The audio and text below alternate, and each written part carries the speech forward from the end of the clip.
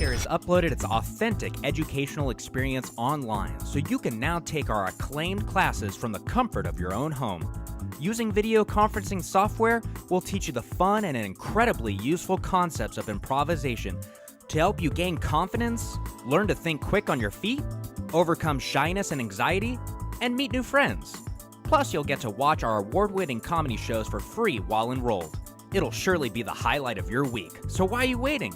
Visit madeuptheater.com for more information.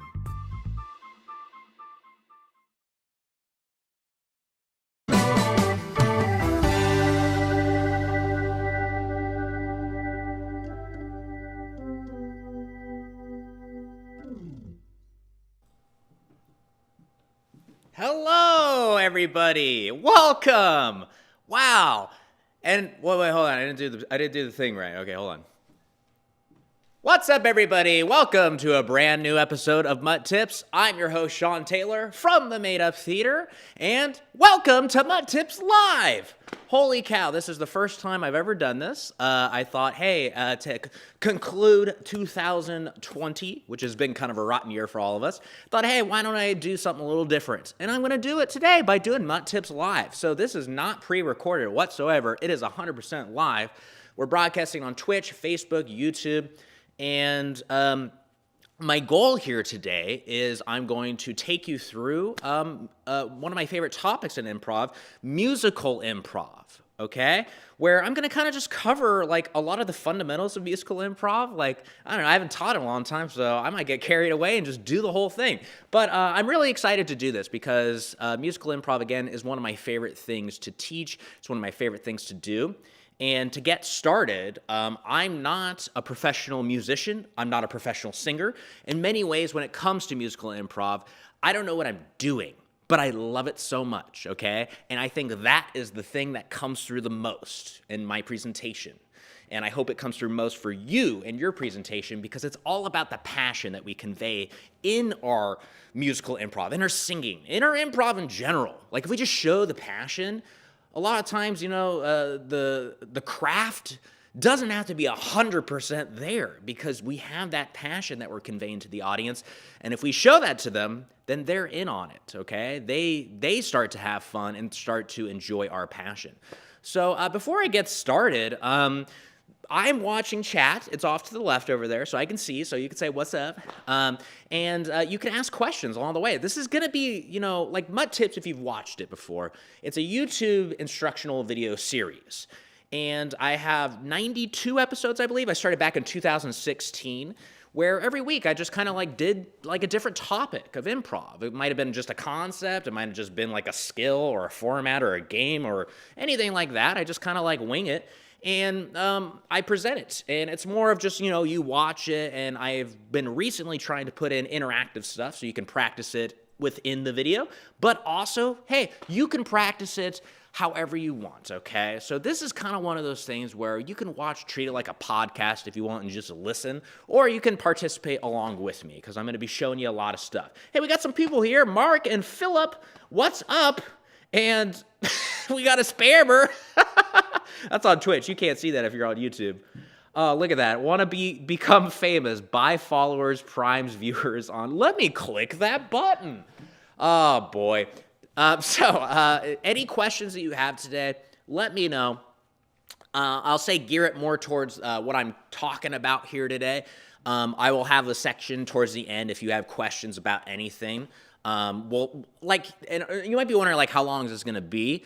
I don't know, because I have stuff that I want to cover today, so I'll kind of go with my energy, because, like, I want to cover a lot of stuff here today, because I enjoy it a lot, and I haven't taught in a long time, so I want to kind of I'm doing this to keep myself kind of fresh with the topic of musical improv.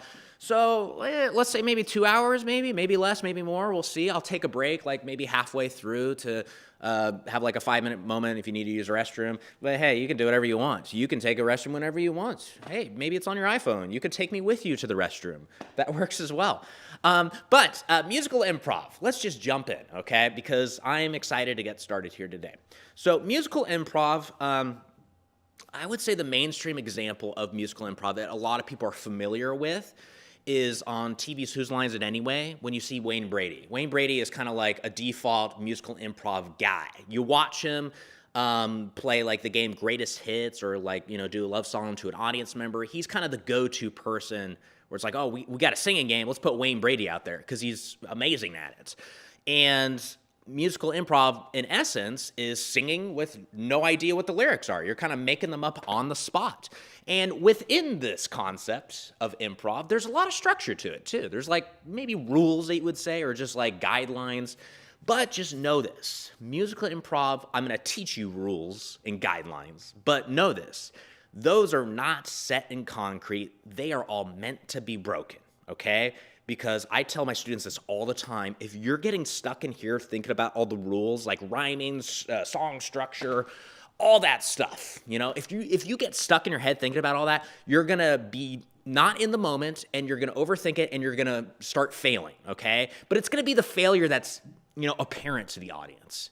Where, like, our mistakes in musical improv especially, we should treat them as something that's deliberate, okay? I'm going to use that word a lot here today, deliberate, because I want, like, when I see musical improv that's really well done, it looks like it's scripted. It looks like it's a song that already exists. And they might make mistakes in the song, but I don't notice it because they treat it as a deliberate choice, a deliberate moment. So I could talk to them after the show and be like, wow, that song was really great. And they'll be like, yeah, I messed up on that, but you didn't know that because I made it deliberate. So before we get started, just a few things. If you're participating along with me, do you. We're going to do like a few little warm-up things, just kind of like move our body around and practice with our breathing and our voice. But just know this. This is all voluntary, okay? Challenge by choice. Please do not hurt yourself doing stuff. I'm standing. I'd recommend standing for musical improv. I think it's a very, definitely a stand-up type of presentation. Also, have water, because I'm going to probably need to take a few sips, and it helps your voice. So, water. Be hydrated, especially when you're singing. So, we're going to get started here today. And again, throughout this, if you have a question pertaining to what I'm talking about, please type it in the chat. I'll try to answer it if I see it. And any other questions related to anything else, we'll say that for the end, because you could totally ask me when we get to the conclusion if you'd still have some questions. But let's get started, okay? So, singing. Singing involves what's down here, okay? It involves this diaphragm, okay? It's like right where your belly is, okay? Within your rib cage. And we're going to practice breathing right now because breathing is very important, okay? When you forget to breathe, you're going to start getting out of breath. Your voice is going to start to get raspy. I've been in a lot of shows before where my voice is shattered at the end of the show, regardless if I'm singing or not. And a lot of times, I think back on the show, I was like, I wasn't breathing enough, If you're not breathing and treating your voice respectfully with breath, I'm going to tell you this, you're going to lose your voice a lot, okay? In musical improv, we want to really not lose our voice because that is our most powerful tool. So down here, again, is our diaphragm. I want you to just feel it, okay? Like grab your belly, okay? Don't worry about your belly showing, okay? Because I want you to go as far out as you can. When you take a deep breath, I don't want you to feel like your chest. I want you to let your belly expand, okay? So just take a deep breath right now through your nose. See my belly expanding? And then just let it out.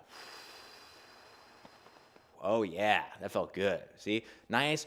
Big breath, okay? The diaphragm's kind of like a balloon. My yoga instructor kind of described it this way. It's like a balloon. When you blow into a balloon for the first time, it's tough, right? It's very difficult. I struggle to do it. But when you let all the air out and blow into it again, it's easier. So the more you practice this, the easier it's going to be. So take another deep breath in. And release. Good. Take a deep breath, and we're gonna release it out, kind of controlled with a 5 count. Okay, I'll snap 1, 2, 3, 4, 5, just like that. Okay, take a deep breath in, and release.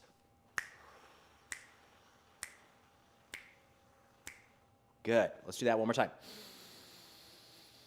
And release. All of a sudden, I feel better because I'm breathing at a nice controlled pace. Okay, so Let's do that again, but we're going to do a 10 count this time, okay? Like really use breath control here. Ready? And release.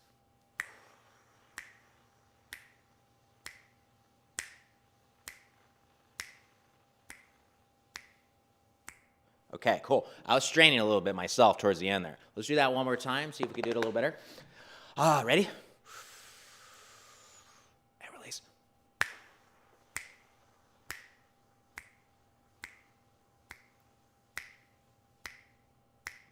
Good, awesome. Let's do that one more time, but what I want you to do is instead of like just blow, like exhaling, like I want you to go like you're a snake, and just do it as long as you can, okay? Like don't strain yourself at the end. Like when you're done, tap out, okay? So take a deep breath in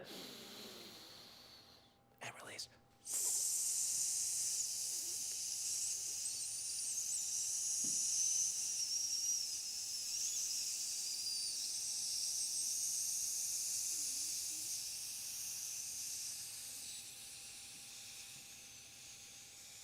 Good, awesome.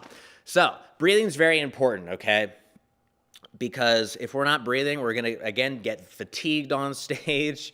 We'll start to damage our voice. I've even been in a show, like a singing show where my voice was shot within the first song or two because I'm not breathing. That's what I got to do. I got to breathe, okay? And like control my breath down here.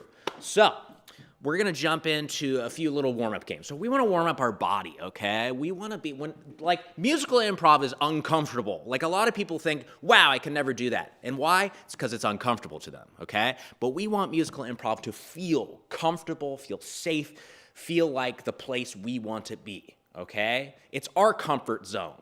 Even though technically to everyone else, it's way outside of their comfort zone. So what we're going to do is just warm ourselves up a little bit. So real quick, just go ahead and reach to the sky. Reach to the sky. Good. And with your left hand, just reach a little like more, okay? Like you're actually going to come up on the tippy toes of your right foot and reach up high with your left hand. Yeah, that's helping, like really expanding my side there, okay? And then go to the other side. And again, come off the tippy toes on this foot, okay? Reach up high. Other side. Let's just do that a few times, okay? Yeah, that feels good. Yeah. All right. Good. And now what I want you to do is go ahead and put your feet together, and you're going to this time take this hand. This is going to be your left hand, my right hand. So drop your left hand and scrape over with the right. Yeah, good. Just really like open up that rib cage. We want to feel comfortable when we're on stage. If we feel stiff like the Tin Man, musical improv's hard because it's not just our voice. We're using our body. Let's come back up and just do the opposite side. Oh, that feels good. Yeah, always recommend like before a show, don't just warm up your voice, warm up your body. Like do some stretches. It doesn't all have to be zip, zap, zop. You know, those are great games, but also warm up your body. Put your hands on your hips and just push your hips forward. Drop your head back again. Do whatever's comfortable to you. Oh, yeah. Good. Awesome. I'm going to step back real quick. Reach up high again and drop down. My microphone's there. Let me go over here. Yeah, there we go. Okay, so put your, kind of like you're huddling up right now, like your forearms are on your knees. And now put your hands kind of like on your thighs or right above your knees. And just kind of like elongate your back, okay? Like you're kind of like a table. Your knees are bent right now, but you're like a table. Like you could put a glass of water on your back and it wouldn't like spill, okay? And now what I want you to do, take a deep breath in. And you're gonna fold forward. Don't just go like fold forward. Really elongate your spine. Yeah, there we go. That feels good. Cool. Inhale back up. Same position, make yourself a nice little table, and exhale, fold forward again. Good.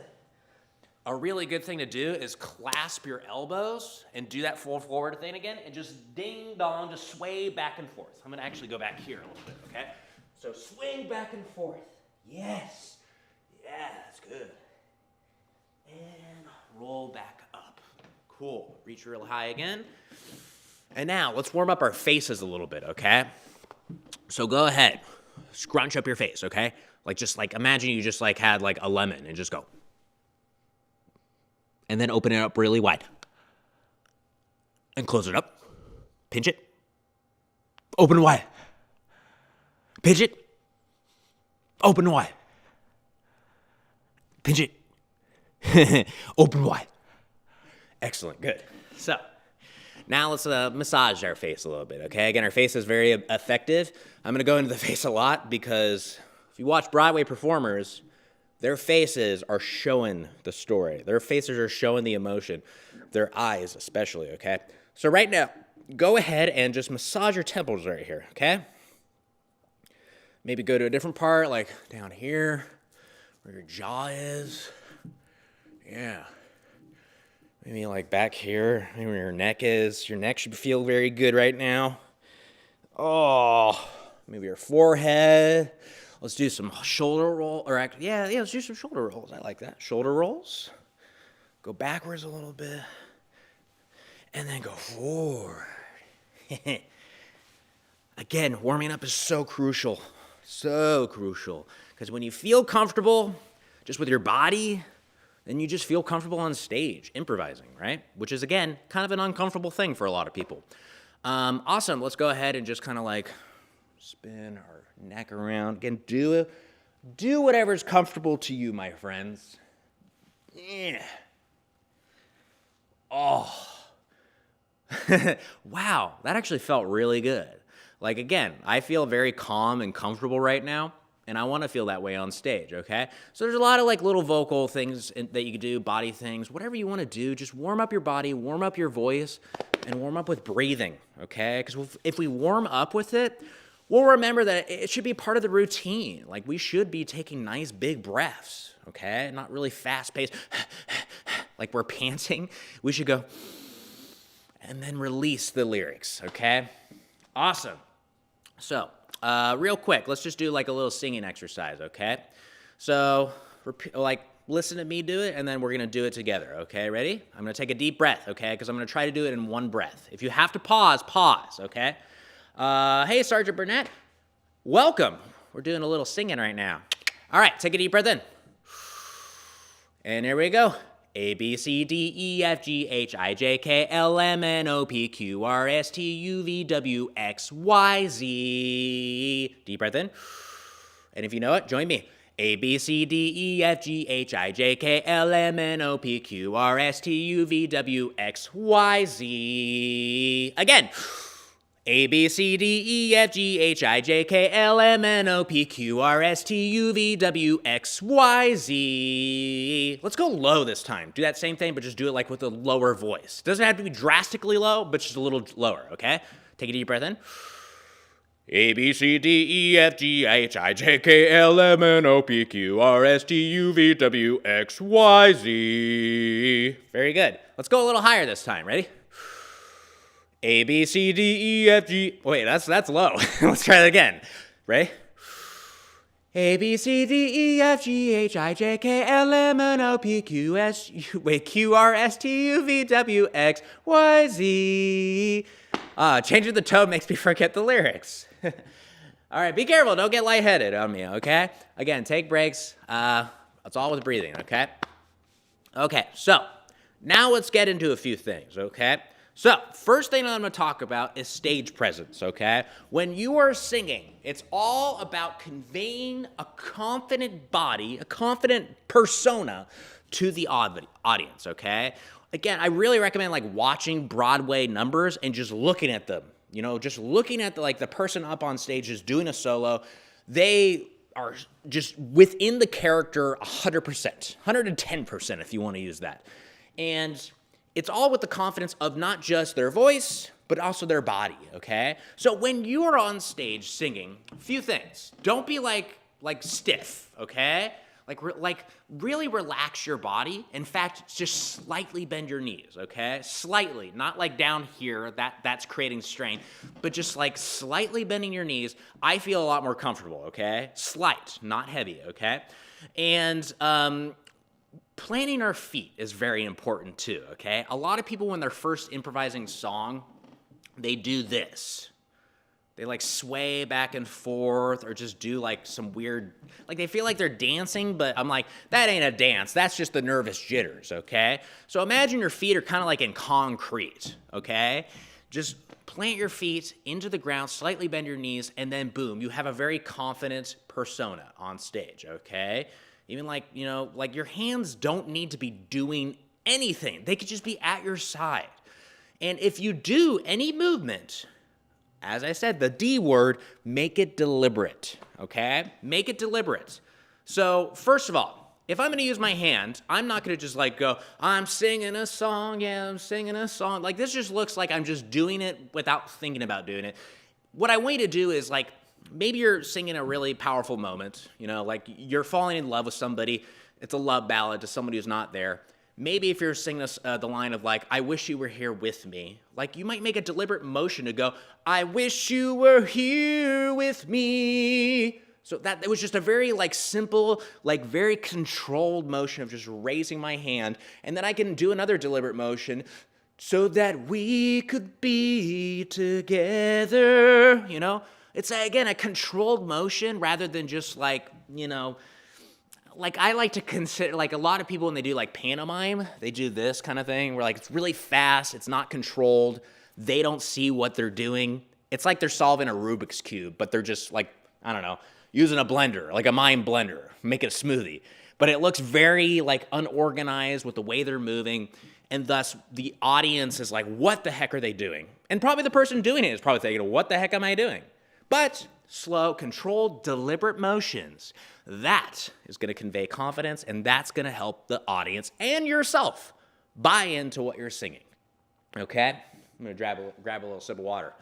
If anybody has any questions right now, I'll take like a moment to pause. Stage presence is super important. Also, a lot of people wonder, where do you look? When you're singing a song, where do you look? Like right now what we're doing is a lot of solo stuff. Like this is going to be mostly solo stuff. If you're with somebody, you can totally do this with them. But right now I'm aiming this more towards solo. And when you're singing like a solo ballad, like where do you look? Well, where do Broadway performers look? They look to the horizon. You know, they look to the heavens.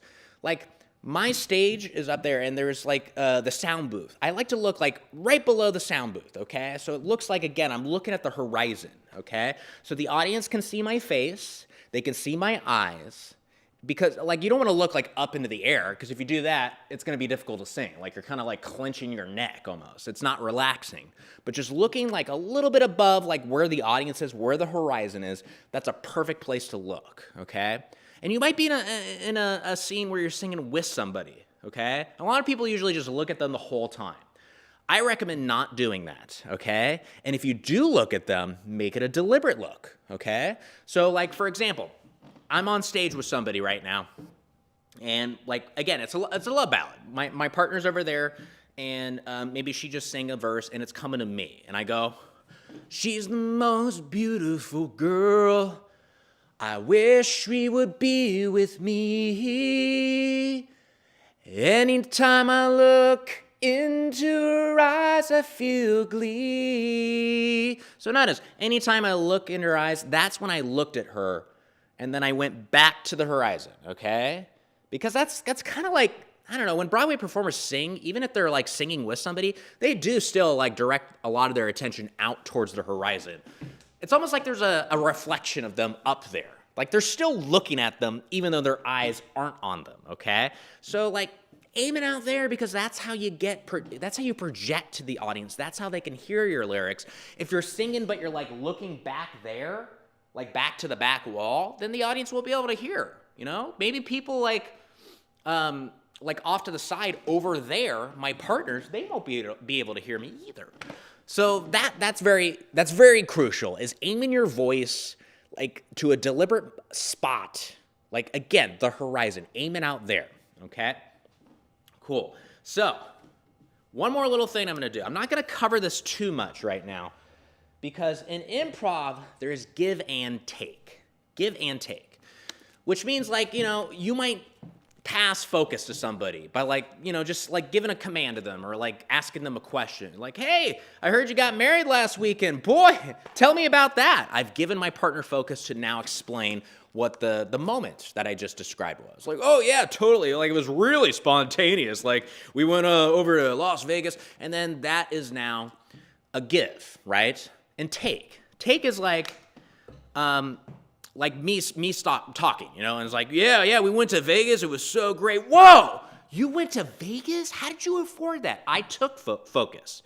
I didn't interrupt, but I just kind of jumped in there at like a pause to interject with just energy or just an emotional reaction to what my partner said. That was take, okay? Give and take happens all the time. In musical improv, though, there's no such thing as give for the most part. It's take and take, okay? Take and take. And what this means is, an example. I'm going to just play a song. Why not? Let's just jump into some singing right now, okay? What do we got? Okay. Cool. All right. What a beautiful day. It's so shiny outside. Ha ha. Look at the horizon. Look over there. Hey, Todd, what do you think? You sing now. Ugh. So that is giving. Like that was a very obvious give, but sometimes it's like a look where it's like, oh yeah, it's such a beautiful day. Like with the eyes, with the hands, the motion, I'm giving focus. And here's the thing, your partner might not be in the mental space to start jumping into lyrics, okay? So this is where take comes in handy. Take and take, okay? Like taking the focus from your partner rather than expecting them to give it to you. Take is really important in improv in general. I think a lot of people are afraid to take because they feel like they're stepping on toes. And very rarely does that happen. If I'm singing a song and nobody takes from me, I'm at a point like, holy shit, someone take from me, okay? Because it's like at a point I feel like the burden of the song is on me now rather than the ensemble. Now, we're doing solo singing right now, so you kind of have to stick with the song the whole time, right? But if you're with an ensemble, then at that point, you do need that assistance from your ensemble. Like come in with the next verse or come in to establish a chorus with a take. Take is very important, okay? It's taking the initiative, okay? It's not taking the spotlight. Don't think of it as like a selfish thing. It's taking the initiative to contribute, okay?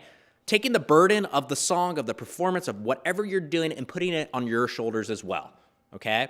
So take is really key. And a few ways you could practice this with like, friends, family, or your performers is like a game called Hotspot, okay? So Hotspot, real quick, I won't touch on this too long, but Hotspot is like a game where like someone will just come out and start singing a song. I fell into a burning ring of fire. I went down, down, down, and the flames went higher. And it burns, burns, burns, the ring of fire, the ring of fire. Now, as I'm singing the song, one person, like in your group, is going to come take focus just by stepping forward and just starting a new song, maybe taking inspiration from what I just sang. Like maybe you sing another Johnny Cash song. Maybe you sing a song that has the word fire or burn in it, okay? Come on, baby, light my fire, from the Doors, something like that, right? And the take, people are like, when do you come in with the take? As you get more into like song structure, for example, and just like pacing of a song, the take just comes at like the end of a verse or the end of a chorus, or like at the right moment. Because if I was out here just going, I fell into a burning ring of fire and it burned, come on, baby, light my fire. Like if my partner came in and took focus at that point, then that is more of like taking the spotlight rather than coming in at a, like that moment, that opportune moment where like I reached the conclusion of my chorus, okay? So try to check your impulses a touch, but still be ready to get out there and take, okay? So when you're playing this game, good songs, they could just be like nursery rhymes or like the wheels on the bus go round and round, or Disney songs. Everyone knows Disney songs because ideally when you're doing this game, everyone in the circle should contribute and join you in some way. Either sing the lyrics with you Or if you don't know the lyrics, like you don't know the song, Ring of Fire, then, start just supporting it in some way, like, or like, percussion, like slap your knees, anything like that to contribute. But take is very important. Real quick, with take, how do you convey a take? There's a few ways. So first, the voice, projecting, okay? So I fell into a burning ring of fire. Come on, baby, light my fire. So I'm using my voice like I'm projecting over. And when I see that, I'm singing like, Ring of Fire. At that point, like, I'm still in the song. Like, a lot of people do this when, like, someone takes from them. They just go like this. Like, they've just been, like, tagged out in freeze tag or something. You're still in the song. So, like, help transfer that focus to them, okay? Release the take to them. But, like, as part of the show, So, that was with the voice, but it was also with the movement, okay? So, like, stepping forward, okay? Like, proximity is really effective. So, like, if your partner's right here singing, if I came up to them like this, like, they can sense a take's coming, so they're ready to stop singing, They're ready to not continue, and then I jump in with the take, okay? So, proximity, movement. Your voice is, again, the most effective one. Sometimes, like, staging, too. Like, for example, if someone's here, I'll do this best I can. If someone's right here singing, then if I want to take, I could technically take from behind them, but I go like this. Boom! And then I start singing because I've kind of elevated my body and, like, I've changed my stage picture to the point where they can almost sense me behind them, okay? So if anything, be ready to, like, relinquish that focus, but again, be ready to take. And I'm not going to focus on it too much, but when you get into, like, a musical improv class where you're actually practicing with people, take is going to be very much focused on. So be ready for it, okay? Giving an musical improv, it can happen. It still does happen. It's not like you can never give, but just bear in mind, take is the more effective way, okay? All right. I'm going to take a little sip. If anybody has any questions, let me know. But other than that, we're going to move on to something real quick. We're going to practice a little singing right now, okay? So, to practice just being comfortable singing, I'm going to play a song. And this game is called What's in Your Room, okay? So, like, we'll do, like, a little chorus to it. And I'm going to start first. I'm just going to be like, I'm just going to sing, what's in my room, okay? So I'll do a little chorus. I'll repeat it maybe once or twice. And then I'm going to just start singing, like, what is in my environment right now. I'm not rhyming. I'm not, like, doing anything clever. I'm just, like, looking at stuff, pointing at it, saying what it is, singing with, like, expanding upon it. Like, whatever you want to do. But your material for the song is describing stuff in your room or just pointing it out, okay? And I'm just going to practice it real quick just so you can see what I'm talking about. Yeah, there we go. Let's do this. There we go. So this is the chorus, okay? Yeah. What's in your room? What's in your room? Would you please tell me what's in your room? What's in your room? What's in your room? Would you please tell me what's in your room? Well, over there's a box and over there's a monitor. A bottle of water and a microphone, and up there is a light. Over there's a table and there's a bag, and over there's a marker on the floor. My computer's right there sitting next to me, and there is my phone. What's in your room? What's in your room? Would you please tell me what's in your room? What's in your room? What's in your room? Would you please tell me what's... Now you go, in your room!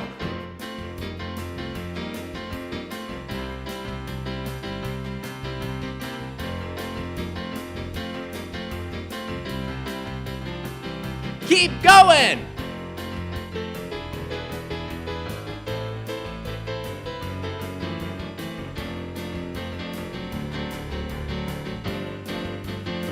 To the chorus! What's in your room? What's in your room? Would you please tell me what's in your room? What's in your room? What's in your room? Would you please tell me what's in your room? One more time. What's in your room? What's in your room? Would you please tell me what's in your room? What's in your room? What's in your room? Would you please tell me what's in your room? Very good, everybody. Good. Woo, baby. Grab yourself some water, especially if you were singing that one. So, that's just getting comfortable singing, because a few things with singing. First of all, if you can't sing, sing louder, okay? Musical improv does not require you to have an amazing voice, okay? Because a lot of people think, like, oh my God, I can't sing. I sound like, nails on chalkboard kind of thing. And, like, usually that comes down to just you thinking that, but it's not true. Like, I've heard people say, I can't sing, and they sing, and they're like, you're pretty good, actually, Because a lot of musical improv, when it comes to singing, is just selling the voice, selling the character, okay? Some of my favorite musicians, like, on a conventional, viewpoint, are not good singers. Like, I like Tom Waits a lot. Tom Waits is a singer who, he's gone through various changes with his voice, but his voice, like, most recently sounds like Cookie Monster. He's like, brr, brr. He's got like a really big growl in his voice. But like it fits him. Like he's kind of like, his aesthetic is, he kind of looks like a junkyard man. Like he's just kind of like, living off, huddled near like a fire in a barrel and just kind of living off the land, like very gritty, very dirty. And his voice suits him. And it also suits a lot of his songs that he sings, the content. So I like him because, again, it's commitment to a voice that might be unconventional. It's not a purdy voice. So we need to kind of get over that, like, mentality that, like, we can't do musical improv because we're not trained singers, not good singers. And it all comes down to just confidence. Because, like, I heard this in a musical improv class before where she said, be ugly. Be ugly. Because a lot of people think, oh, they have to have nice singing voices, beautiful singing voices. Be ugly, Like, sing, like, ugly rather than, like, nice. Because a lot of people try to sing nice, and it causes them to sing quietly because they don't want to, like, belt it out and just reveal the grit in their voice. So just, like, be ugly. Be comfortable not sounding good. Because, again, you can't sing louder because otherwise you're going to, like, be very internalized and not project your voice because you're afraid of scrutiny from your audience. And I've seen so many songs, musical improv songs especially, where the singer is terrible voice, but they are committing so strong to that, they're not showing the audience that their voice is terrible, and the audience loves it. They love it. They're not going like this, oh God, it's terrible. They're like, yeah. Because again, the audience is looking at what we're doing and they're thinking, this is amazing, I could never do that. And a lot of it just comes with the confidence that you give your persona, your voice, okay?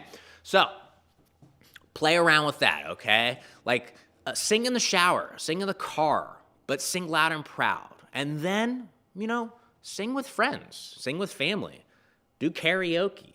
Be comfortable with your voice, okay? And if, like, you haven't done, karaoke is kind of hard to do right now. You can do it technically. Maybe just do it safely with your friends and family at home. But do it with them and sing something with a partner, too. Because a lot of people, I think, are afraid of karaoke because the spotlight's just on them. But go up there with somebody and sing along with them, and don't worry about your voice not being worth it, okay? It is. You have a beautiful singing voice. I haven't heard it, but I believe that it is indeed beautiful. Cool. So, I'm going to, again, be hydrated. I've mentioned this before, but especially if you're singing and, like me, talking a lot. But if anybody has any questions, let me know. Otherwise, I'll move on to the next thing. Be comfortable, okay? A good musical to listen to is Avenue Q, where a lot of the voices in that musical, like, they sing well, but they're not, like, traditional singing voices. Like, there's literally a Cookie Monster type of character, Trekkie the Monster. He's like, the internet is really, really great for porn. He has that voice, that delivery. There's a character who has, like, a really nasally voice, I wish you could meet my girlfriend who lives in Canada, It's very nasally, it's not beautiful, but it's a character-based voice. It fits his character, and thus, we're not looking at it as like, well, in American Idol, he'd be kicked off instantly. No, it suits the person. It suits you. So be comfortable with it. Listen to bad singers. Don't just listen to all the singers who are like in pop culture right now. Like listen to some blues singers. Listen to some jazz singers. I don't know, like alternative singers. There's a lot of singers out there who have not bad voices, just unconventional. Okay, classify your voice as unconventional rather than bad. Okay, so we're gonna move on now. So we're going to get first into some structure, okay? I'm going to talk about like song structure. We're going to get into some rhyming as well. But first I want to start with song structure. And first of all, the secret weapon of any song is the chorus, okay? Chorus is very important because it is the part of the song that the audience will be singing on the way home. It's the one part of the song that they will remember because it's returned to, it's repeated. It can be changed too, but still maintain its original state. Like by the end of the chorus, like once the song gets to the end, everybody's joining in. Some people are singing different parts, like higher, lower, playing with the words, but that chorus is still there, okay? So the chorus, in essence, is like the thesis statement for the song, you know? It's not necessarily like saying the whole song. This is like the whole song, what it's about. It's just like leading you in. It's a good lead into the song where I'll get into some examples of some choruses, but the verses are going to explain and heighten the concept that was introduced in the chorus. So for example, if the chorus was like, I love you, I love you, I love you, I love you, I love you. That is the chorus, okay? The verses are going to expand on that. Like, why? What's the reason? What does the person I love make me feel? And let's heighten the emotion of love towards this other person, okay? That's what the verses will do. The chorus introduces the thesis statement, what the song is going to be about. It's the title of your song.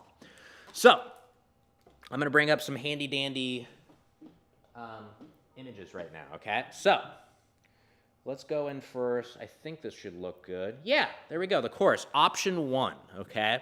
So option 1, this is the simplest chorus that you will learn. Option 1 is title, and then you see those little quotation marks. That just means repeated, okay? So the title's introduced, and that title is repeated 3 times. So you are singing the chorus, that title 4 times, and that is the complete chorus, okay? This is the simplest chorus to do, and it's the one I'd recommend starting with. I'll get into a few other options, but first, let's, I don't know what the heck that is. Like, there's this weird little lighting strip that appears when I come back to me. But anyway, so let's get to an example, okay? So an example of, I'm going to bring out my whiteboard too, just kind of go. If you know me, when I teach musical improv, I got to have my whiteboard. All right. So, option number 1. Let's start first with an example, okay? So, this is a classic song that people might know. Born in the USA, that's 1. Born in the USA, that's 2. Born in the USA, that's 3. Born in the USA, and that is the complete chorus. That's just what it is, born in the USA, okay? Born in the USA, born in the USA, born in the USA, born in the USA. That is a simple chorus. And the cool thing about this chorus is, again, it's the thesis statement, right? Born in the USA. We're going to get into the verses. I mean, I'm not going to tell you about the verses. Go look it up. But the verses are going to expand upon the idea of being born in the USA. And the power of the chorus is, if you listen to this song, most people remember, obviously, the chorus, Born in the USA. So a lot of people, when they think of Born in the USA, they immediately think that, without like really paying attention to the verses, the the song is patriotic. A lot of people are like, oh, it's a patriotic song. It has kind of a patriotic sound to it. But if you look at the verses, they expand upon this idea of being born in the USA, and it's really about like, how shitty veterans were treated after Vietnam. And famously, Ronald Reagan even like made a mistake by thinking that it was about being patriotic. And Bruce Springsteen had to respond and be like, hey, maybe you should go check out my album Nebraska, which is a very dark song about America. But this is a great example of it's just 4 words repeated 3 times. And you have you go look at performances of this like in, Wembley, and you'll see like everybody singing the song with him, right? And that's what the purpose of the chorus is. It's a community part of the song. It's inviting everybody, hey, sing this part with us. Not just your fellow improvisers on stage, but everybody in the audience. I love it when I'm doing a show and we get to a chorus and we actually do invite the audience to sing that chorus with us. That's really fun. And it also shows that, hey, we just came up with a good chorus. And you know what makes it a good chorus? This is the most important part. Oh, baby. KISS. Keep it simple, silly. Okay? Because that is the most important part about a chorus, is to keep it simple. One of the most simpler choruses that I've seen that was improvised was a long time ago. It was like when I was first getting started in improv. They were singing a song, and the chorus, the suggestion was Morse code, and the chorus was this: dot, dot, dash, dot, dot, dash. Just like that. Flippin' simple.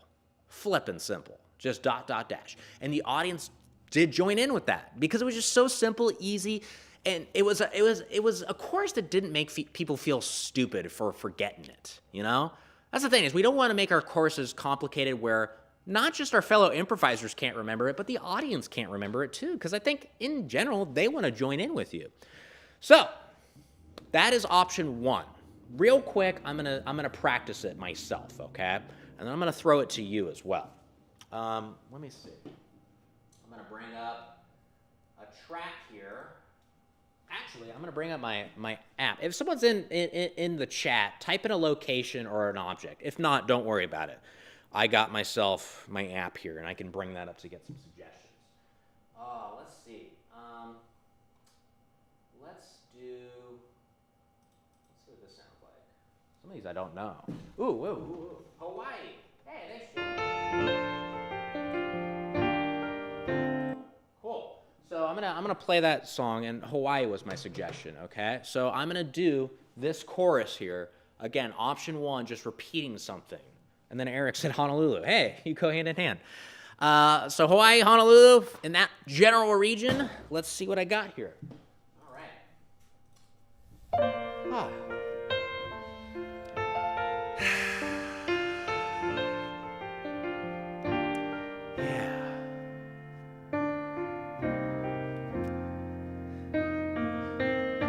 Surfing in the water, surfing in the water,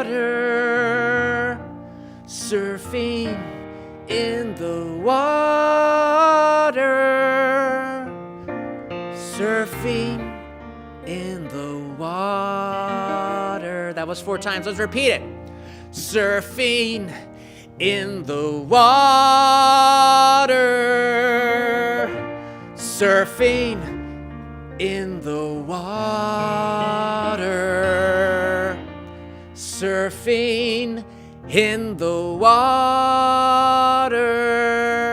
Good, awesome. I think I need one more here, but we'll stop there. You get the point. So, that was the chorus, surfing in the water. Pretty simple.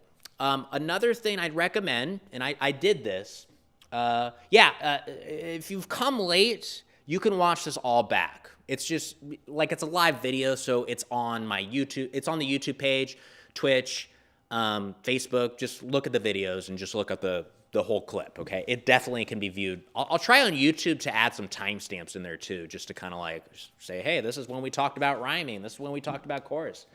But yeah, check it out later. So, surfing in the water.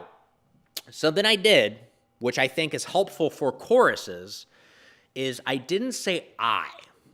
Even though you're practicing right now by yourself, and you might be inclined to say I, that's fine. It doesn't make it not a good chorus, but I is something that it makes the chorus less personal, and the chorus is meant for everybody, you know? It's trying to like encompass a moment that everybody can get in on, okay? So surfing in the water. So you can imagine like surfing in the water, like it could just be like all of us, like maybe there's a group of 6 of us on stage, like swimming as we're getting ready to ride this wave, and we're just going surfing in the water. Yeah. Surfing in the water, you know? And that's a cool moment. It's not just like, you know, I love surfing in the water. I love surfing in the water, because that's saying I and also love. So it's immediately putting that opinion of love about surfing in the water on everybody, because they all have to join in on that. Whereas if I say surfing in the water, the benefit of this is everybody can have their own opinion about it, right? So one person could be like happy, like I'm surfing in the water. Yeah, surfing in the water. And then another person could be terrified, like because they're afraid of sharks, like surfing in the water. Oh God, you know, at that point, it's not everybody loves it. Everyone has their own opinion about it, okay? So I'd recommend with choruses, try to not inject in I statements. If you do it, don't panic. Just go with it. It totally works, you know? It's just best to make it more of like a statement that it could apply to everybody, like a we statement, or just like, you know, surfing in the water, just starting with that verb and not putting like a pronoun in there. It applies to everybody. Cool, so that's option A, or option 1, whatever I put. I'm gonna go back to the images real quick. All right. Option 2. Title, okay? That's the same thing. It's just that first word, okay? So, or that first line. But this time we have a little different. So we have the quotation mark, so title, quotation mark, which again is just repeating that title. And then we have yes and then quotation mark again, okay? So this is it's more complicated, but it's still very satisfying. And with musical improv, I would say what we're trying to do most is inject variety. If we just sang 10 songs and all of them followed option 1, it would feel very samey, you know? And I think the best improv shows should show some variety. Connected variety, but still variety, where it doesn't feel like really disjointed and everything's just too different. It all still feels connected. Most musicals, you will watch them and you will be like, wow, there's a lot of variety in this, but it all still flows and connects. So, there's that light thing again. So, option 2, title, quotation, yes and, quotation. So what does yes and mean? So if you're watching this, maybe you're familiar with improv. Yes and is the fundamental philosophy of improv. It's just like, you know, saying yes and to something. Like, here are some balloons. Yes, and this party's going to be amazing. I can't believe I'm already 21. So the offer of giving me balloons, I accept it because they gave it to me, so I wouldn't be like, what are you talking about? Those are ice cream cones. That's saying no. But accepting and saying yes and also giving information like, hey, I'm celebrating my 21st birthday. That is yes and. Yes and in the chorus is meant to, again, expand upon the chorus a little more. Just add a little more information. So if we take that example of, let me see. Wait, how do we bring up that song again? All right. Yeah. I think this is when it comes in. Here we go. Yeah. Surfing in the water. Surfing in the water. Shining, shimmering waves. surfing in the water. So, my line, the yes and line, was shining, shimmering waves, okay? And it was meant to just kind of like make the image more vivid, like, oh my gosh, it's shining, it's shimmering, it's a beautiful like day, you know? So that is an idea we can play with now. It just kind of again, gives more information, puts a little more mwah on your line, on your chorus. It's a little more challenging though, because you got an extra line to remember.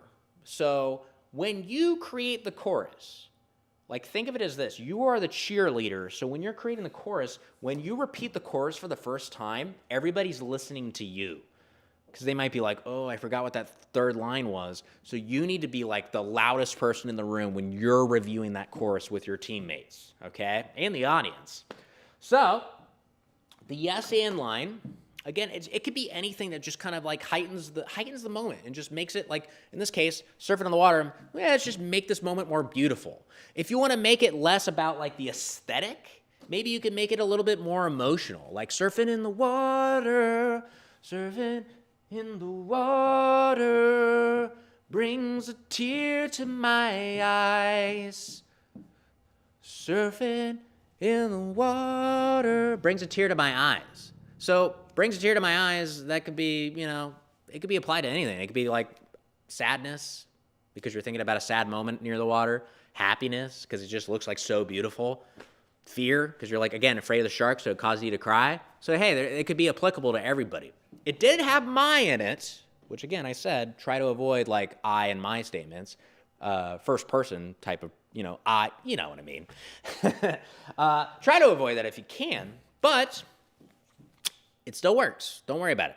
Like if anything, it's just something to try out, okay? Try to make the chorus, again, a community experience. All right, so that is option 2. Let's go back to the board one more time, because we got one more option. Option 3. Not too much different from option 2, just like switch it around a little bit. Option 3 is title, repeat it, yes and. So the last line is going to be the changed line. Again, a yes and line, okay? So,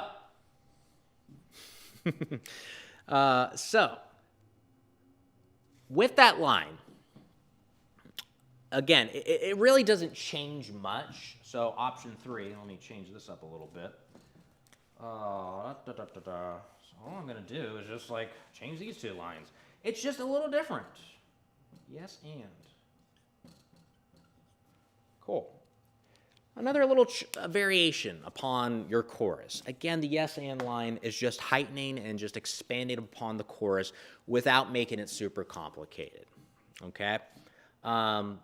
So this is one of those things where like option 2 and 3, just to review, option 2 and 3, those are options that are more complicated, but they are really fun and make your songs don't sound like super repetitive. Okay?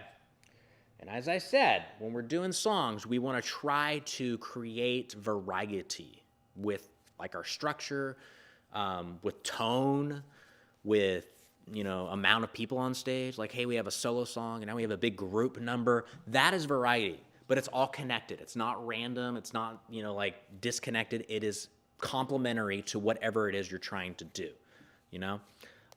So these are the choruses. We're going to practice some choruses right now, okay?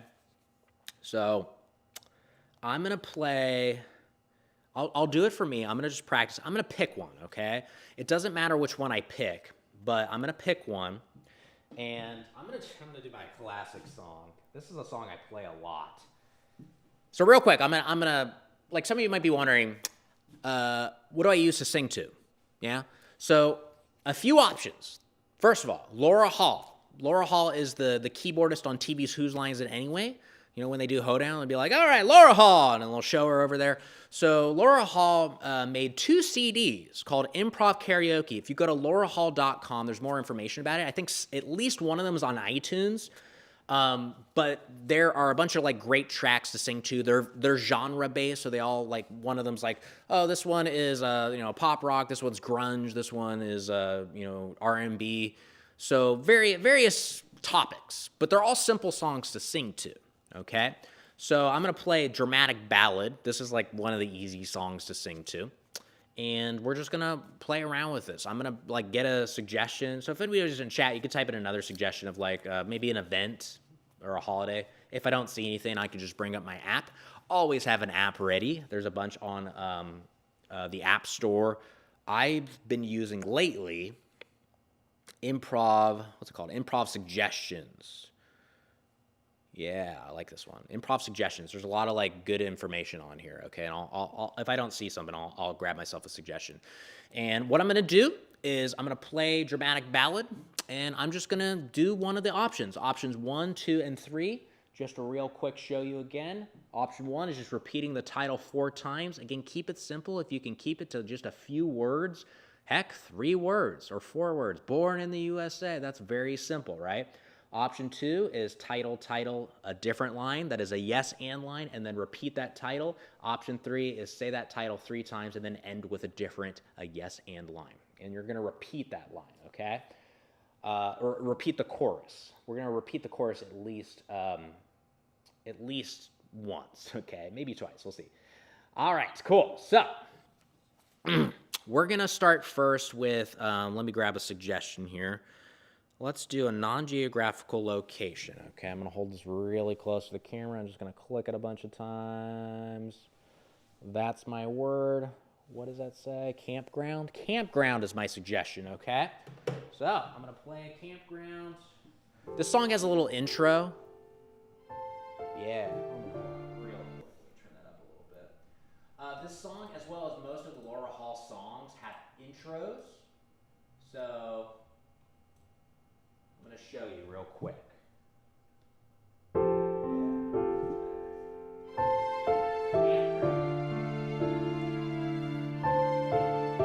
It's a little intro, okay? And then you come in on the downbeat. I'm going to start to kind of conduct a little bit right here, okay? Actually, real quick. 1, 2, 3, 4, 5, 6, 7. 1, 2, 3, 4, 5. This is unrelated. I'll talk about it. 1, 2, 3, 4, 5, 6, 7. 1, 2, 3, 4, 5. 1, 2, 3, 4, 5, 6, 7. 1, 2, 3, 4, 5. 1, 2, 3, 4, 5, 6, 7. 1, 2, 3, 4, 5.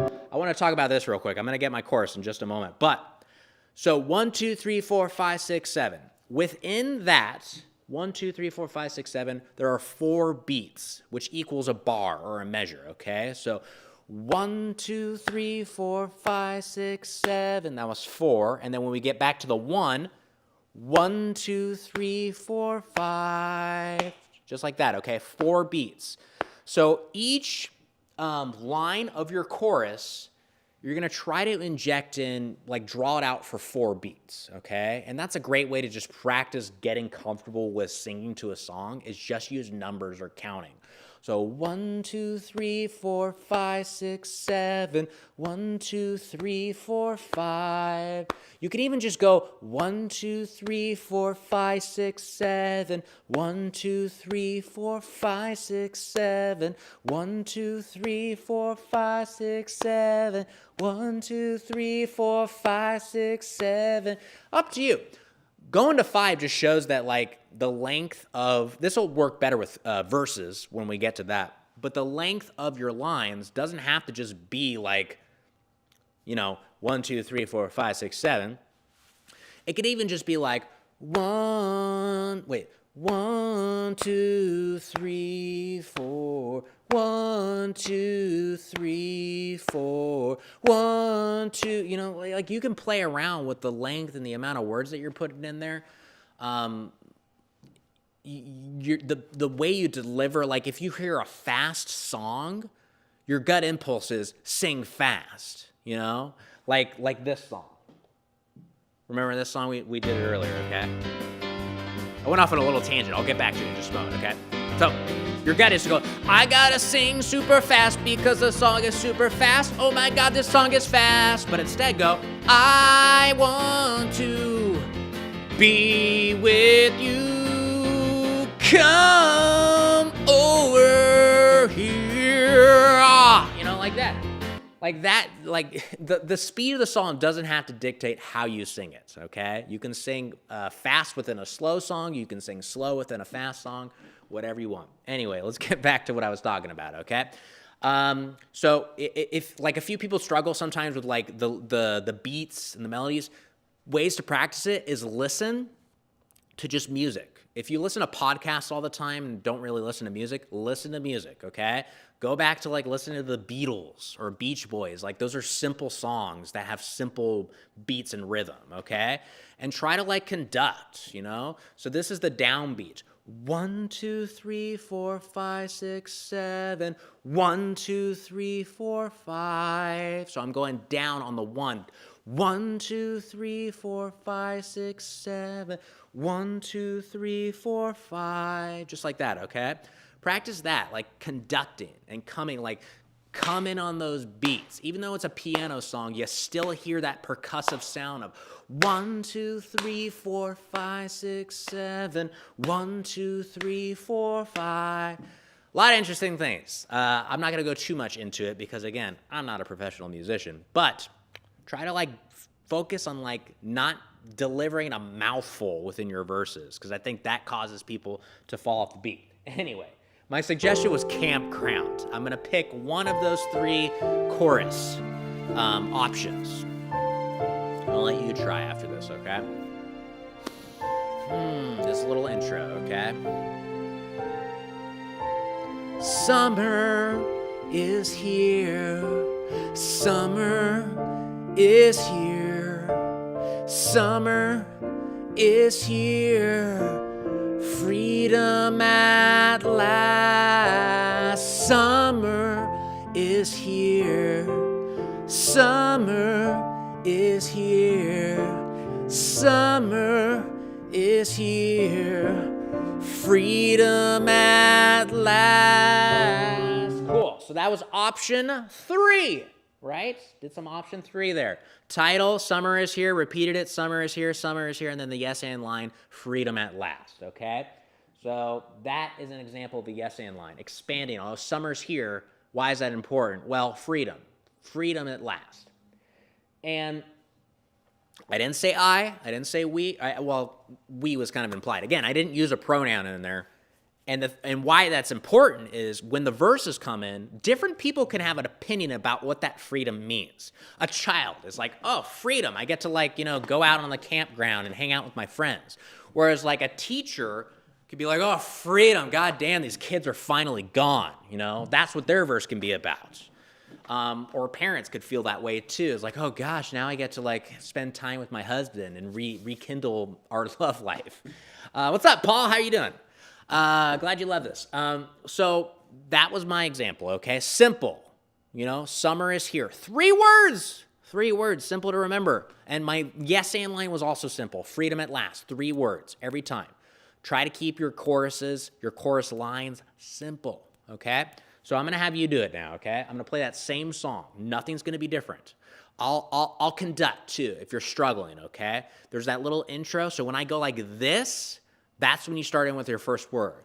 Summer is here.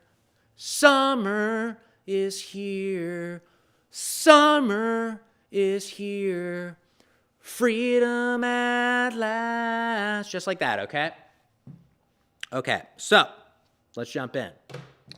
I'm going to give you a suggestion. I'm going to look it up on my phone, okay? So I'll give you another non-geographical location. I'll give you a second just to internalize it a little bit, but I'm going to play this song pretty quick. You'll have the intro, too. The intro. And here's something that I'm going to... Hold on. I'll give you just a second. I want to show you this real quick. The intro is a way to start to feel the emotion of the chorus you're about to sing, okay? So, like, I could be like, oh, my gosh, finally, it's June. Finally. I feel like something new's about to happen. Oh, man. Summer is here. Summer. You see, I did like a little, during the intro, I played with it. I did a little monologue. Took me a second to spit out summer, though, but you get the idea.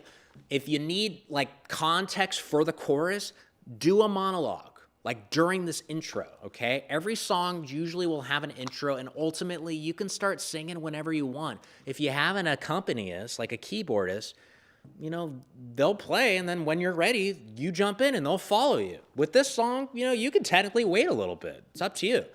But use that intro as a way to like monologue and riff a little bit and get into the character, okay? Chug some water. Do some breathing real quick. I'm going to let you practice. Again, you can choose option. Let me show it one more time. Option 1, repeat that title 4 times. Option 2, title, yes and, different line, title repeated. And then option 3, say that title 3 times and then do the yes and line, okay? It's all whatever you want. I got to figure that thing out. Okay, let's do it. Your suggestion. I'm going to give you a suggestion right now. Just click it a bunch of times. I'm going to say your suggestion is going to be Jim, okay? Jim. Again, try to keep it simple. Take it in real quick. Take it in real quick, okay? Take it in, and I'm going to play the song right now. Here we go. This is the intro. I'm going to just shut up right now, okay? I'm going to conduct, though.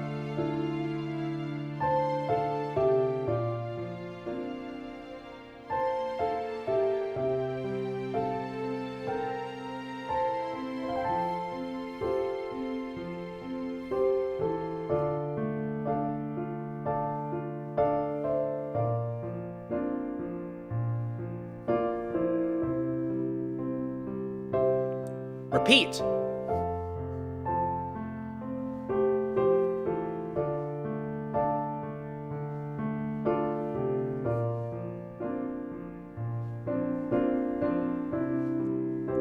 Bring it home. One more time. Repeat it.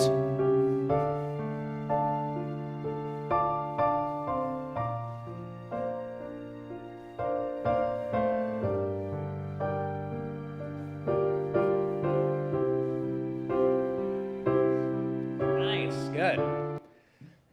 I didn't hear it, but I assume it went very well. Cool. Type in how it was if you practice along with me. But chorus, again, it's your secret weapon. It is indeed the part of the song that the people in the audience and you will remember. And the cool thing about this is you can bring this chorus back, okay? Like, for example, a lot of musicals do this. Like Book of Mormon is one that I think of right now. Book of Mormon... we call it like the Act 1 ender. Like the song where like songs sometimes come back. Where like Act 1 ending song is called Man Up, okay? And it's where Elder Cunningham is like singing about like, oh, he's got to like take responsibility and like man up to help teach the people about Mormonism, okay? So that is... where he starts to sing, this is like he's kind of like coming out of his shell a little bit, and then everybody else had their own separate song. They come in and they actually go to their chorus as well, you know? Like Elder Price comes in at a point and takes focus, if you think about it as improv, and goes, Orlando, I'm coming, Orlando. You know, that was a part that he said earlier in the musical. And then another person comes in and goes, Salt Lake City. And then that's a chorus from her song. And then the other people come in and go, Hasadiga Ibawa. You know, they bring that, everything comes back in. All the choruses, those taglines come back into that song. So you can return to these choruses. A reprise is in musicals too, where... you know, summer is here. I can sing that later if I was doing like a long form musical, I can sing that same chorus later, but sad. You know, maybe there's a moment that caused me to be like, summer is here. Summer is here. Summer is here. And then maybe I could change the yes and line to like freedom at last. It doesn't fit the tone right now. So I might be like, and I'm all alone. Something like that, right? Like I had like a falling out with my friends. Gym is where I love to be. My friends, they come to be with me. Awesome. That's a great one. Was that your course, I assume, right?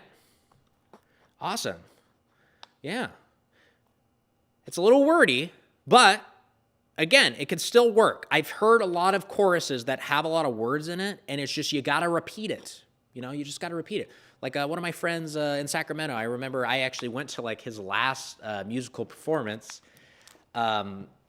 where he had a really good chorus, but it was a mouthful. But first of all, he was the cheerleader. He remembered it. So like he was with somebody, he was kind of forgetting parts of it, but he was being loud and repeating it. And then by the end of the show, he totally had it. Okay. Where his chorus, I think, was just like, I don't know, I can't, he's definitely not here. Mike LaRosa, if you're here, but extra, extra, da da da da da da da da. Like there were like 4 different lines in that chorus, but it was really catchy and really fun. Last part is yes and. Oh, okay, I got it. So you went, gym is where I love to be. Gym is where I love to be. Gym is where I love to be. My friends, they come to be with me. Great, awesome, cool. Again, little wordy, but if you remember it, that's the thing. Do you remember that? Were you able to repeat that when I said repeat it? You know, that's why repeating the chorus is important too, because then it just like it makes it the chorus. So when you establish the chorus, don't just say it once and then, all right, that's it. We'll come back to it. But here's the thing. When you come back to it, you're going to forget it because you didn't repeat it. So repeat it twice, sometimes 3 times, you know? And I do this too sometimes. Like I'll be like, one more time, you know? I kind of like direct. Like I'm like, let's do it again. Cool. Awesome. So I'm going to get into rhyming now, okay? And we'll take a little break in just a sec. This is looking like it probably will go maybe like 3 hours total. Again, don't worry. You don't have to stick around for the whole thing. You can always watch it back on repeat, okay? YouTube, Facebook, Twitch, it's all available. But I want to start with rhyming, okay? So, rhyming. Rhyming. Musicals need rhyming, huh? Boy, howdy. That's the whole thing. You got to rhyme in musical stuff, right? And songs, you got to rhyme. You got to rhyme. And here's the thing with rhyming. You don't have to rhyme. I'm going to teach you how to rhyme, or like teach you methods for rhyming. But you don't need to rhyme when you sing, okay? Remember that. Because rhyming, it's impressive. It does help kind of make the song feel more musical, but it's not necessary. It's a tool. Everything I teach is a tool. You can sing a great song without having a chorus, without having rhyming, without having a lot of this stuff I'm talking about, and it can be amazing as long as you sell it, okay? Commit to the song.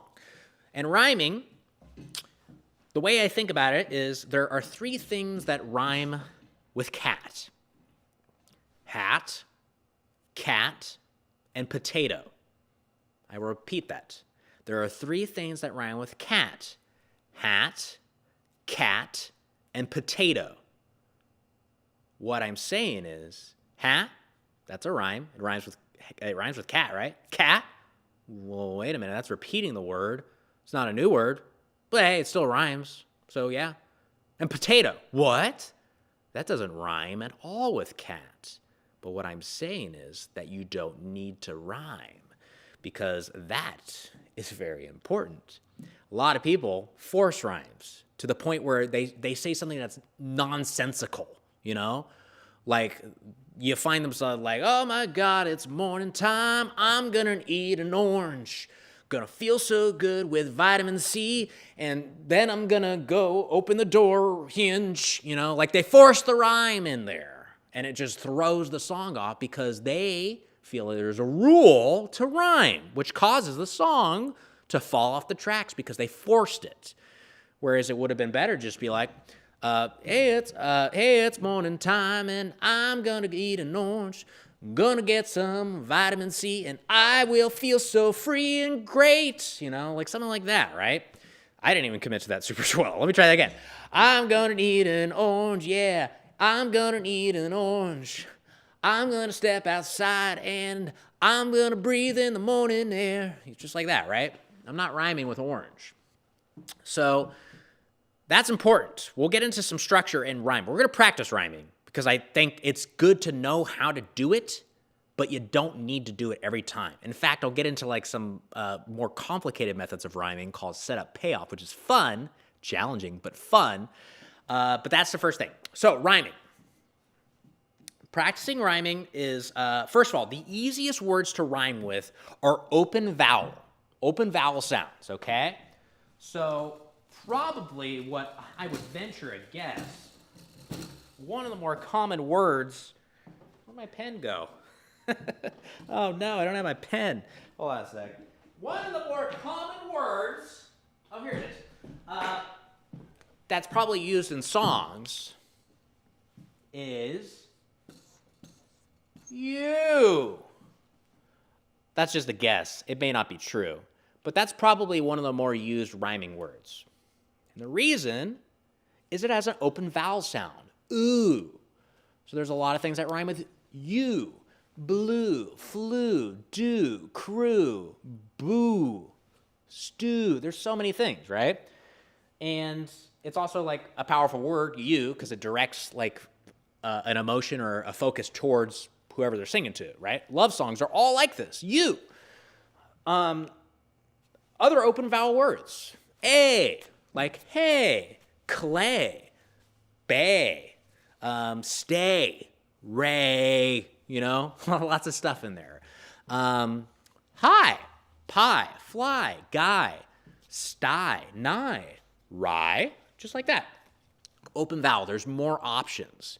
If you get more complicated, like, you know, back, there's still a lot of things that rhyme with that, but it's not open vowel, so, you know, you might struggle a little bit more with it, but you could totally do it. Back, stack, rack, flack, slack, knack, track, lots of stuff still in there, right? Strange, you know, that's not an open vowel word. There's stuff that rhymes with it, but you might run out at a point. Less options, which is fine. Strange, deranged, range. See, I'm struggling right now, right? See, so open vowel is what you want to try to default to a little bit. So to practice this, the best way to practice it is, okay, yeah, we're going to do this, okay? So in your room right now, this is going to play into something else I'm going to practice in just a moment. But in your room, there are objects, right? Remember when we sang about objects in our room? What I want you to do is you're going to point. Actually, real quick, just point at stuff in your room and just say what it is, okay? So I'm going to do it real quick, and then I'm going to point at you, and you do it, okay? So I might look over there and be like, bag, chair, TV, light, wall, just like that. You do it. Just do it a few times.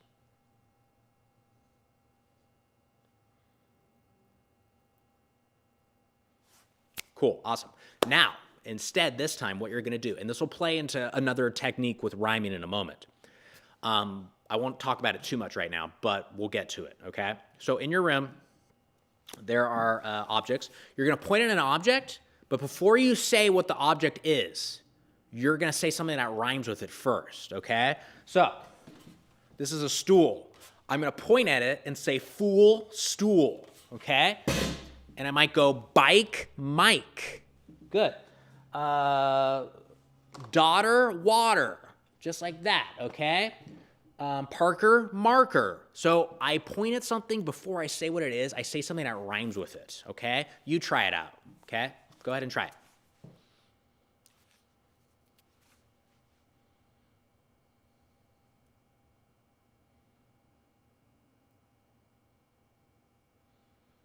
Good. I'll pause you there. You can keep doing this to yourself right now. But you might come across an item where you're like, ugh, computer, what rhymes with that? So a few things. Again, remember what I said. There are 3 things that rhyme with cat, hat, cat, and potato, right? So you can say anything as long as you end with computer, which again, this is going to be helpful in a moment. But another thing that you can do is gibberish.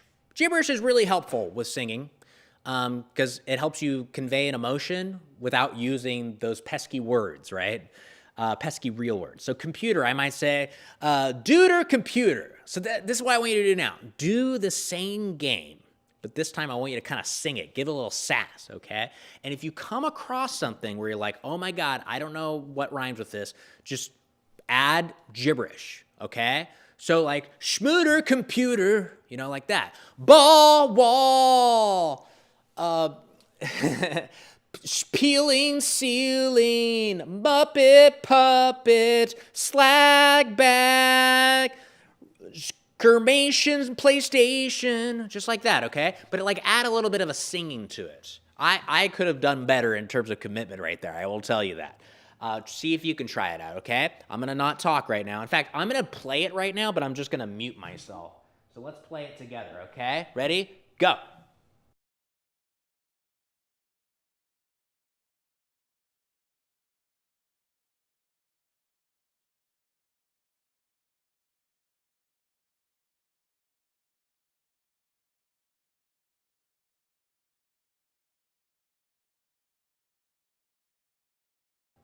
Awesome. Good. How was that? Okay. Rhyming, again, is a little tricky. I'm going to give you a technique that is tricky-er. But when in doubt, just remember, open vowel words are very helpful, like monosyllabic open vowel, okay? But know this too. If there's a multisyllabic word, like computer, the word that rhymes with computer doesn't have to have the same amount of syllables. Computer, 3 syllables. It doesn't need to be multisyllabic. You can say her computer. You know, that still rhymes. It's not like a full rhyme, but it does rhyme with the end, and that still works. But again, as I said, you don't need to rhyme, but you can always default to gibberish too, which will play into what I'm about to talk to next. What time are we at? All right, how about this? I'm going to take a break because I need to rest my voice for a sec. 5-minute break, use the restroom, which is what I'm going to do right now. I'll come back in 5 minutes. 5 minutes, and then we'll jump into what we will look at as setup and payoff. I'll see you in 5 minutes, gang. Yeah.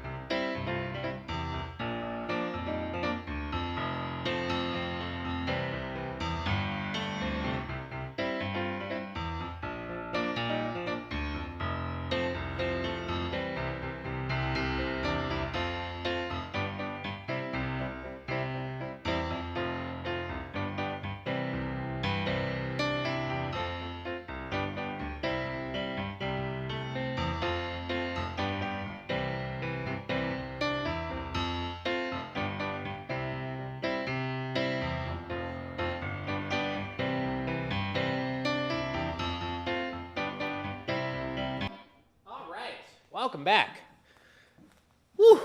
All right, so real quick, if anybody has questions, let me know pertaining to what I've talked about. We talked about chorus. We've talked a little bit about rhyming, which actually, before I get into setup payoff, I want to practice rhyming a little bit with one of my favorite things to do, and that's rap. So I'm going to give you a little exercise, a little fun. And as I said, to practice this, the cool thing about musical improv is it's super easy to practice by yourself. I call it the epitome of solo improv. You can 100% play it with people, but it's something you could just do at home in your car. You know, I like to just sing to myself when I'm driving in my car or just here when I'm cleaning. You know, it's something that's easy to do. So we're going to practice a little more rhyming because I want to practice just more free-form writing, where we're kind of just rhyming as we go. A lot of people refer to it sometimes as chasing the rhyme, which I don't necessarily like to call it that because chasing the rhyme, it's sometimes used as a derogatory way, like, oh, you're chasing the rhyme. I guess you're not using the proper technique. And that's not true, okay? You can totally chase rhymes. It's fine. In fact, what we're going to do next is probably going to be focused on chasing rhymes, okay? So don't worry about it. This is it's improvising. Like a lot of times when we improvise, we're not thinking ahead. We're not chasing the scene. We're following the scene, okay? So think of it more as like you're following rather than chasing. Okay. Ooh, a little congested. That's cool. It's probably because I'm at this dirty theater. Okay, so we're going to practice rhyming with rapping, okay? So I'm going to play a little song here. And I mentioned Laura Hall. She actually has a good rap track called Gangster Rap on one of the CDs. I can't remember which one, but she does have one. But if you go to YouTube and just type in like rap backing track or instrumental, backing track and instrumental are two phrases to put into YouTube to get just tracks without vocals that you can improvise to. And another place is YouTube Audio Library. That's where I got a lot of my songs. There's also a lot of books that sometimes include songs. Michael Pollock, I think that's his name, Michael Pollock. He wrote 2 books about musical improv. Each of them came with CDs that had tracks to sing to. I've used a few of those today. So that's another thing. You can even just get karaoke tracks and just sing new lyrics to, Poker Face from Lady Gaga, whatever you want to do. Okay, so this game is called Boom Shakalaka. So I'm going to play a song, and you're going to just do this by yourself. You could do it with somebody with you if you want to do that. But I'm going to show you how it works, okay? The song will start with a line, and the line is just the setup line to get the song going, okay? If you're playing it with somebody, you would just start with the first line, and then after that, it's going to be 2 lines, 2 lines, 2 lines. I'll show you what I mean in just a moment, okay? But I'm just going to pick a suggestion from my little suggestion app, okay? Again, what I'm using is called Improv Suggestions. And I'm going to just put in noun, and I'm just going to grab something. Trust me, I am grabbing it from the app. The suggestion I'm going to choose is going to be, let's say card. I saw card in there, okay?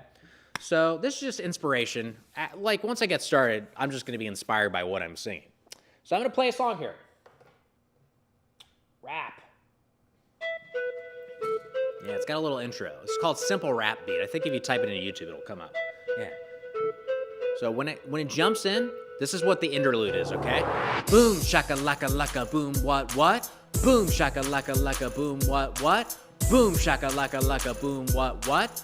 Boom, shaka laka laka boom, what? Yo, it's Valentine's Day, gonna give her a card. Boom, shaka laka laka boom, what? There's a lot of selections, it's really hard. Boom, shaka laka laka boom, what? This card here, I think it looks pretty good. Boom, shaka laka laka boom, what? I will give it to her, I think I should. Boom, shaka laka laka boom, what? I gave her the card and she started to cry. Boom, shaka laka laka boom, what? I was really happy, I let out a sigh. Boom, shaka laka laka boom, what? What she said, no, this card, it really sucks. Boom shakalaka laka boom what? I got sad. I said, "Aw, shucks." Boom shakalaka laka boom what? So I went to Target to get her a gift. Boom shakalaka laka boom what? But when I went through the door, I opened a time rift. Boom shakalaka laka boom what? I went to the future and I wasn't with her. Boom shakalaka laka boom what? Seems that moment really did stir. Boom shakalaka laka boom what? The pot of a relationship. Boom shakalaka laka boom what? I don't know what happened. What caused her to slip? Boom shakalaka laka boom what? Then I went back to the present. Boom shakalaka laka boom what? Went back into Target, got her a great present. Boom shakalaka laka boom what? Went to see her and then I professed my love.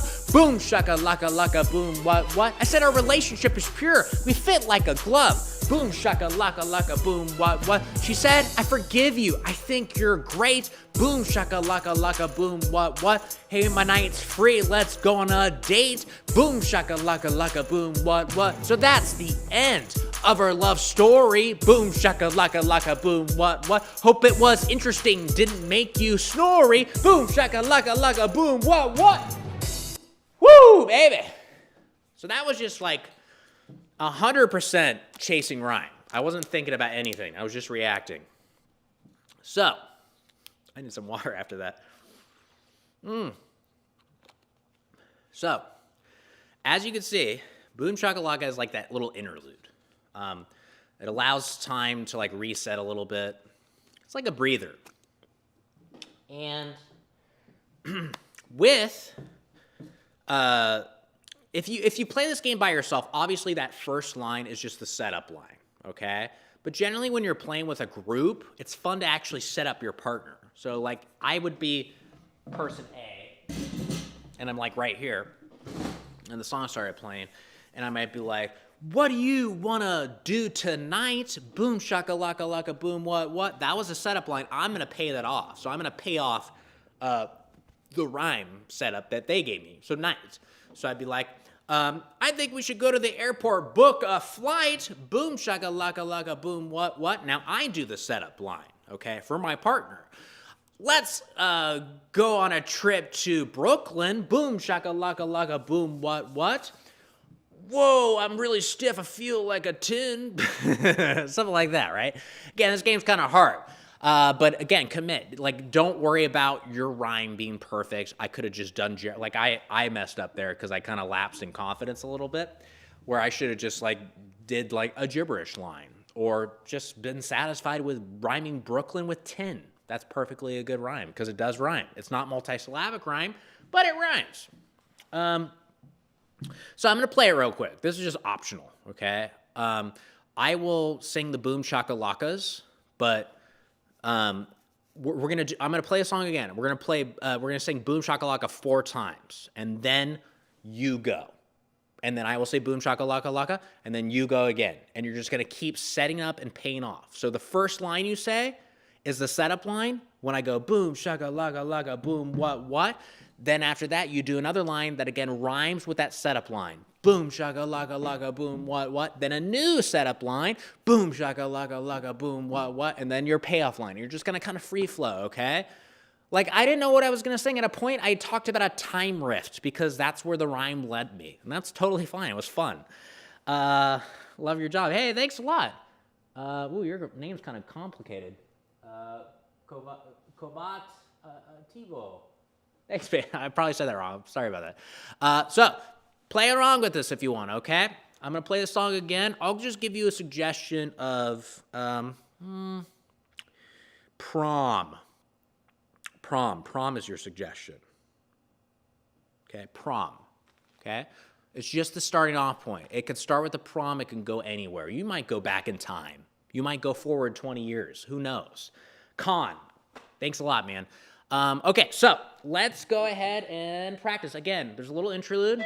I'm going to sing Boom Shakalaka 4 times. You can sing it with me, too. You don't have to. If you want to, like, conserve your voice, go for it. Okay, here we go. Ready?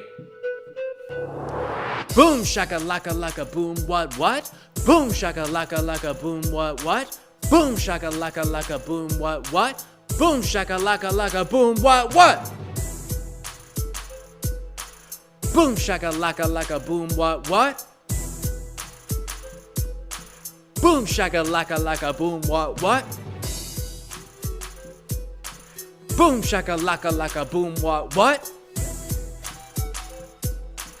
Boom shakalaka laka boom what? Boom shakalaka laka boom what? Boom shakalaka laka boom what? Boom shakalaka laka boom what? Boom shakalaka laka boom what? Boom shakalaka laka boom what? Boom shakalaka laka boom what? A few more. Boom shakalaka laka boom what? Boom shakalaka laka boom what? Boom shakalaka laka boom what? Boom shakalaka laka boom what? Yeah. Nice. Good job. Hopefully that was fun. Rapping's really fun, okay? I think that's because the thing is like when you rap, you're not necessarily it's not very like it's kind of like singing. You know, you can put like a funness to it. You gave up. Don't worry about it, man. It's practice. If you did like one rhyming line, that's great. That's a good starting off point. So don't worry about it. It was hard for me singing my part. Like going on that long, I was getting kind of tired. I lost my train of thought for a sec. Hold on, let me sip some water.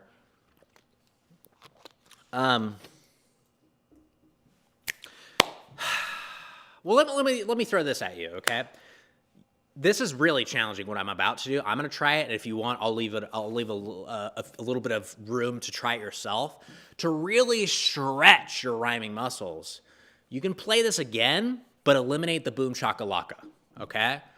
So this is really challenging. Don't worry about getting this solid. I'll try it first for a little bit. I'm not going to go super long this time just because it's challenging for me.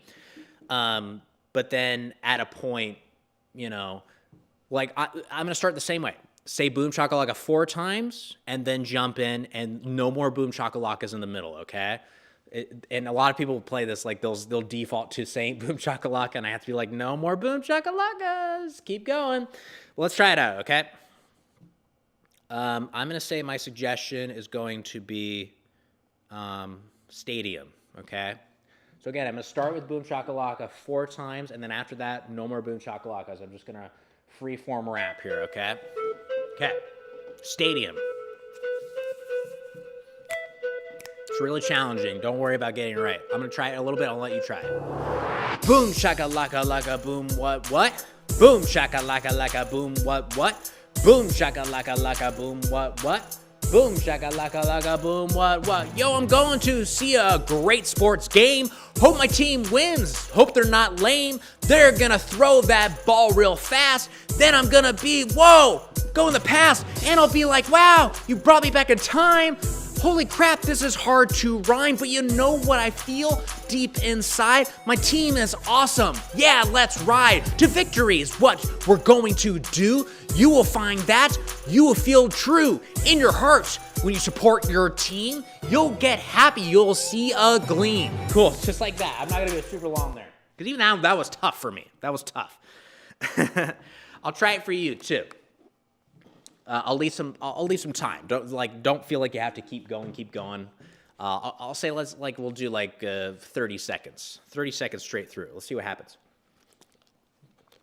And you can always download this track. It's called Simple Rap Beat, but there's a bunch. One that I like to use for this game is called, it's on YouTube. Just type in next level, and you could type in rap too, and it'll usually come up. It's a fun, a little bit of a slower rap that still has the nice beat in there, okay? I'm going to give you the suggestion of, I'll just give you a simple suggestion. How about birthday, okay? Birthday. It could be a rap about your own birthday, about someone else's birthday, a party, whatever you want, okay? This is just your time to try it out. Don't worry about being right. Sometimes you might throw in some gibberish. Like, it's my birthday today. Dabba, dabba, dabba, dabba. What can I say? I went dabba, dabba, dabba, dabba. I was like a little gibberish in there to kind of fill in a few areas. Up to you. Try it out. You don't have to go fast either. Today is my birthday. Ho, ho, ho. Yay. I stuck on beat and I really just said yay and like a few ho, ho, ho. Or today is my birthday. Whoa. Yay. That still stays on beat. Let's try it out. Birthday is your suggestion. 4 boom chakalakas and then we're jumping in. I'm not saying anything after the first 4 boom chakalakas, okay? Here we go. Boom shakalaka laka boom what? Boom shakalaka laka boom what? Boom shakalaka laka boom what? Boom shakalaka laka boom and go!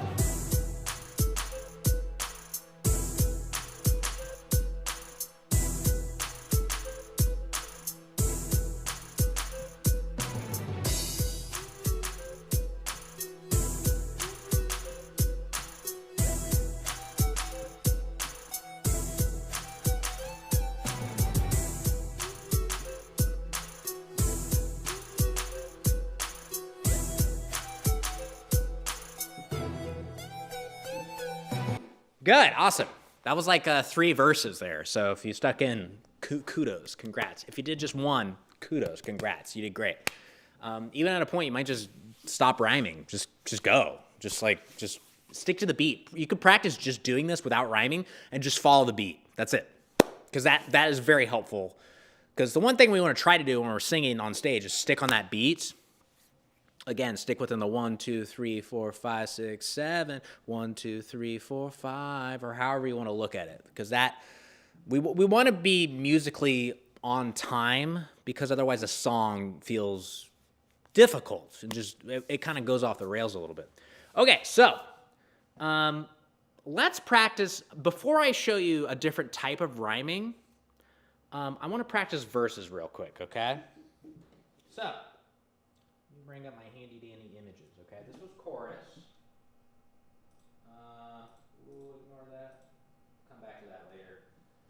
Okay, here are the verses.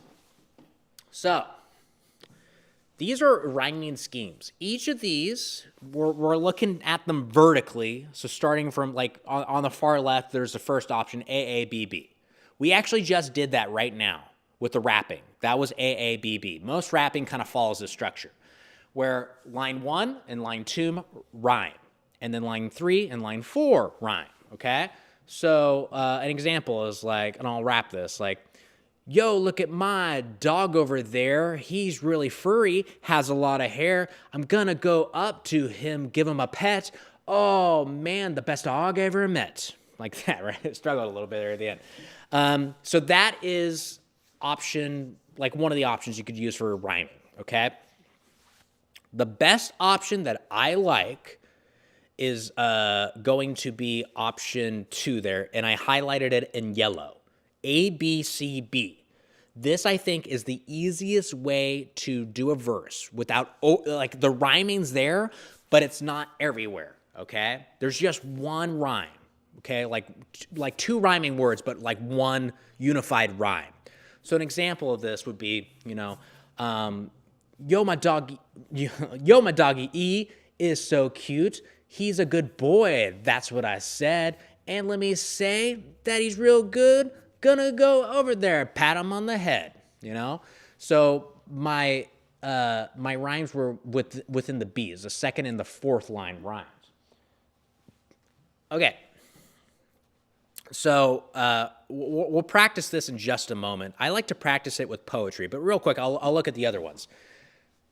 AB, AB. This one's challenging because you're doing, like, this one's challenging for me. So don't, feel free to try it out. I always say try out every scheme, just so, hey, again, it's variety.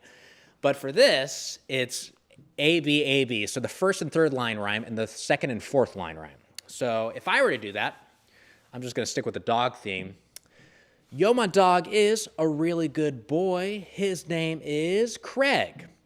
Let me also throw him a toy. Then he'll go hang out with Peg. I forgot what my name was. Craig. That's right. It still rhymed. It wasn't very good, but hey, I did it. So that is an example of A-B. Now, A is every line has the rhyming word, okay? So, yo, my dog is a really good boy. I'm gonna throw him a toy. He's gonna be filled with so much joy. I'm gonna yell, oi! You know, something like that. That's challenging as well, but it is an option. And last but not least, I put it there at the end because that is, I guess I'll say this in essence, that's probably the easiest one, ABCD, which means no rhyming. You just sing. And to emphasize this, just remember, there are songs that don't rhyme. You may think every song rhymes, but not every song does rhyme, okay? One of my favorite songs doesn't rhyme. Let me look at the lyrics real quick because I can't play it obviously because then I'll get striked. The song is called.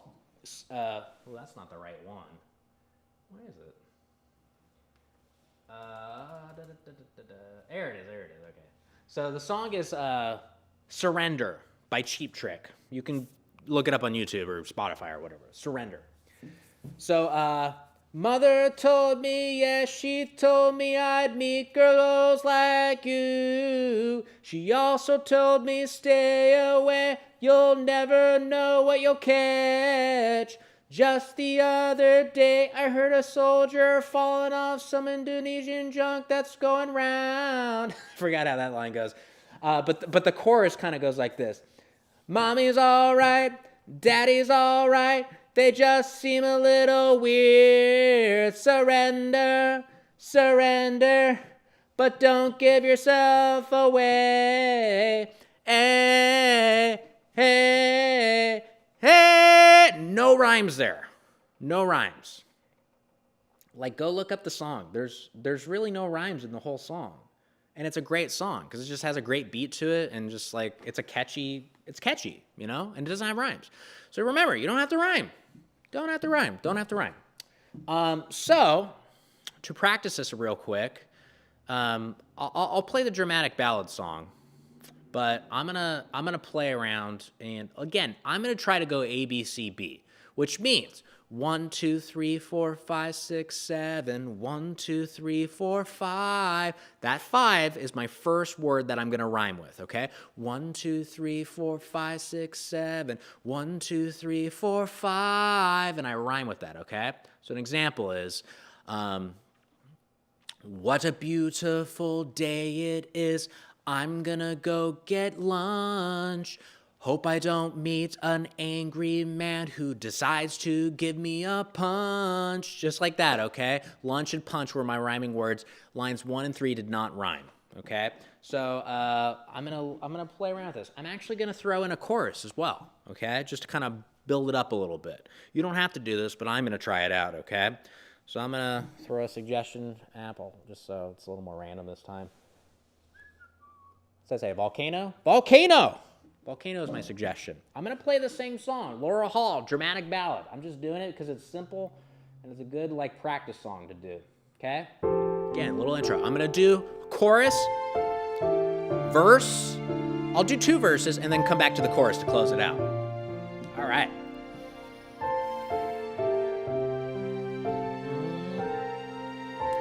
Sky is raining fire. The sky is raining fire. Run for your life. The sky is raining fire. I'm going to repeat it. The sky is raining fire. The sky is raining fire. Run for your life. The sky is raining fire.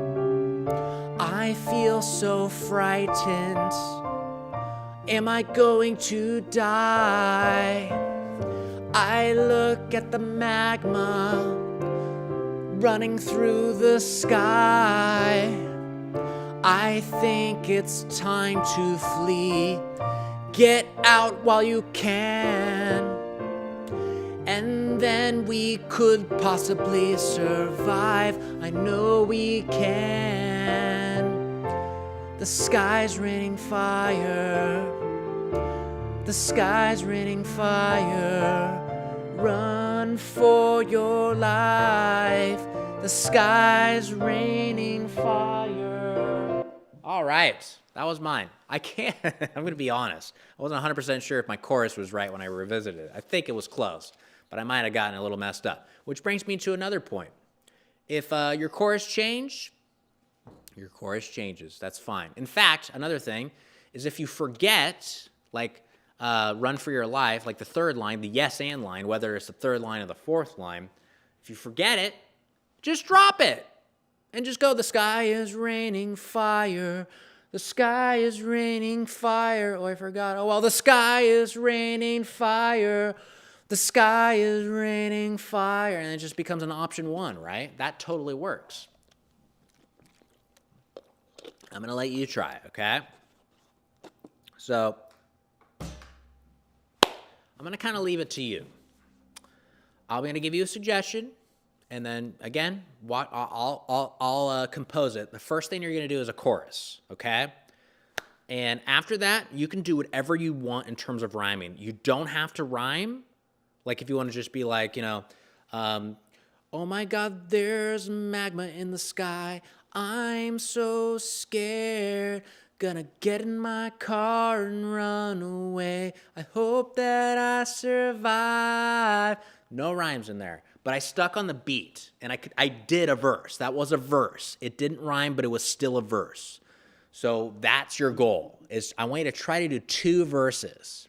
Start with the chorus, repeat the chorus at least once, and then do verse, verse, and then repeat the chorus one more time. Keep it simple, okay? Especially that chorus, because you're going to revisit it. Okay, cool. Let's try it out. And then we're going to get onto another form of rhyming. Okay. Vacation. Vacation is your suggestion, okay?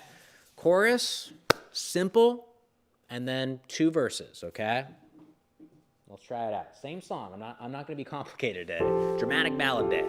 Intro. Do a monologue if you want to get into character.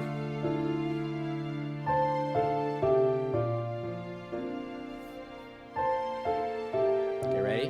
Chorus.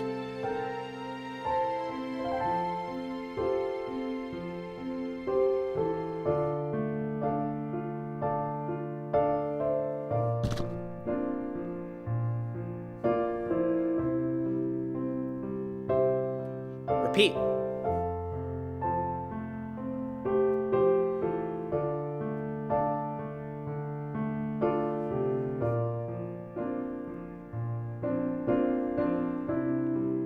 Ready? First verse. First verse.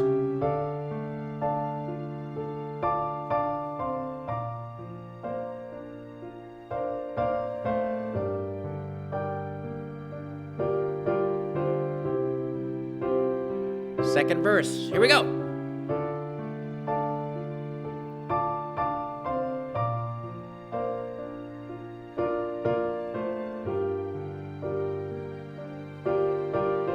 Here we go. Back to the chorus. Chorus.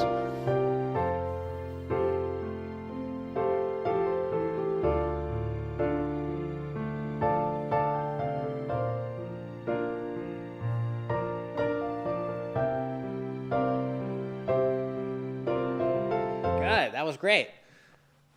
If you followed along, you did chorus, repeated it just to solidify it in your head, verse, verse, chorus. And you can do whatever you want in terms of song structure. You might do chorus, verse, and then just go back to chorus. Chorus, verse, verse, verse, chorus. You know, it's up to you how you want to do it. You might not even have a chorus. You might just have a bunch of verses. That is another song. And we'll get into like a hybrid of the chorus and verse in just a moment.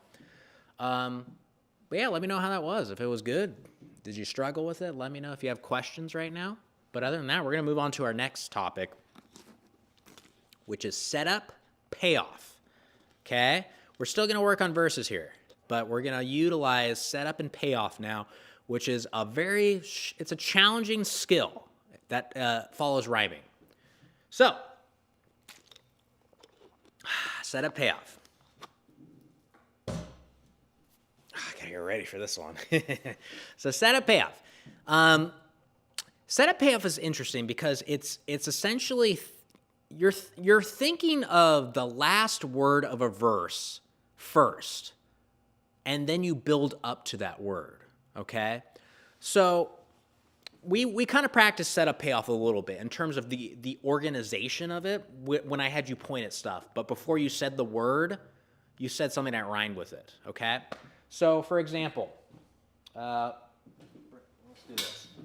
Bag.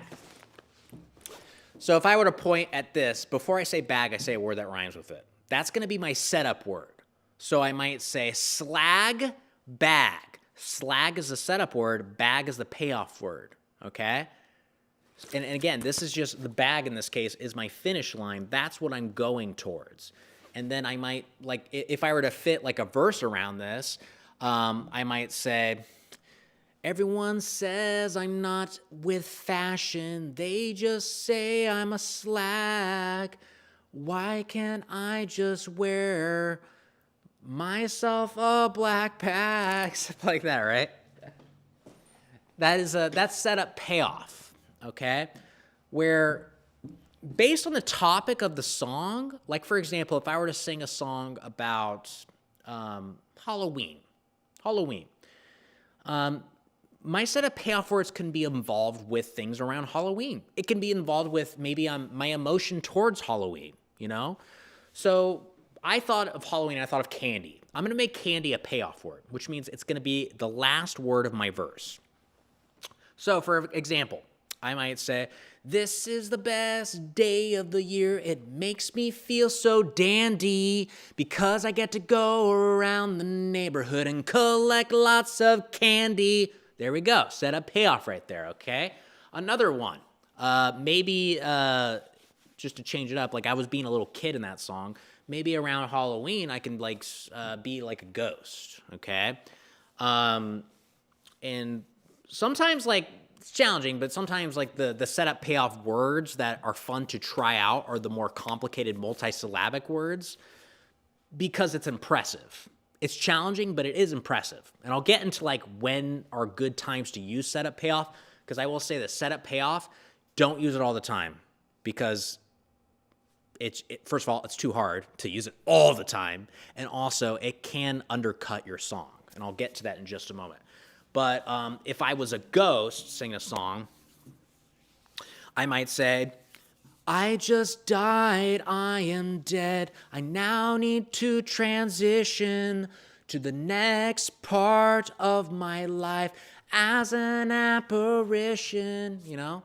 That's my payoff word, apparition, and then I thought, okay, transition. That was going to be my setup word, okay? If I wanted to stick with ghost, I might say something along the lines of, let's see. Okay, how about, I lived with my life, I lived with my wife. We were together in tandem, but now I'm dead. I haunt the halls forever as a phantom. You know, kind of close. It wasn't a perfect rhyme, but it was in there. So phantom was my payoff word, and then I thought, oh, that was a difficult one to rhyme with. So it took me a second, but I thought of tandem, which is close.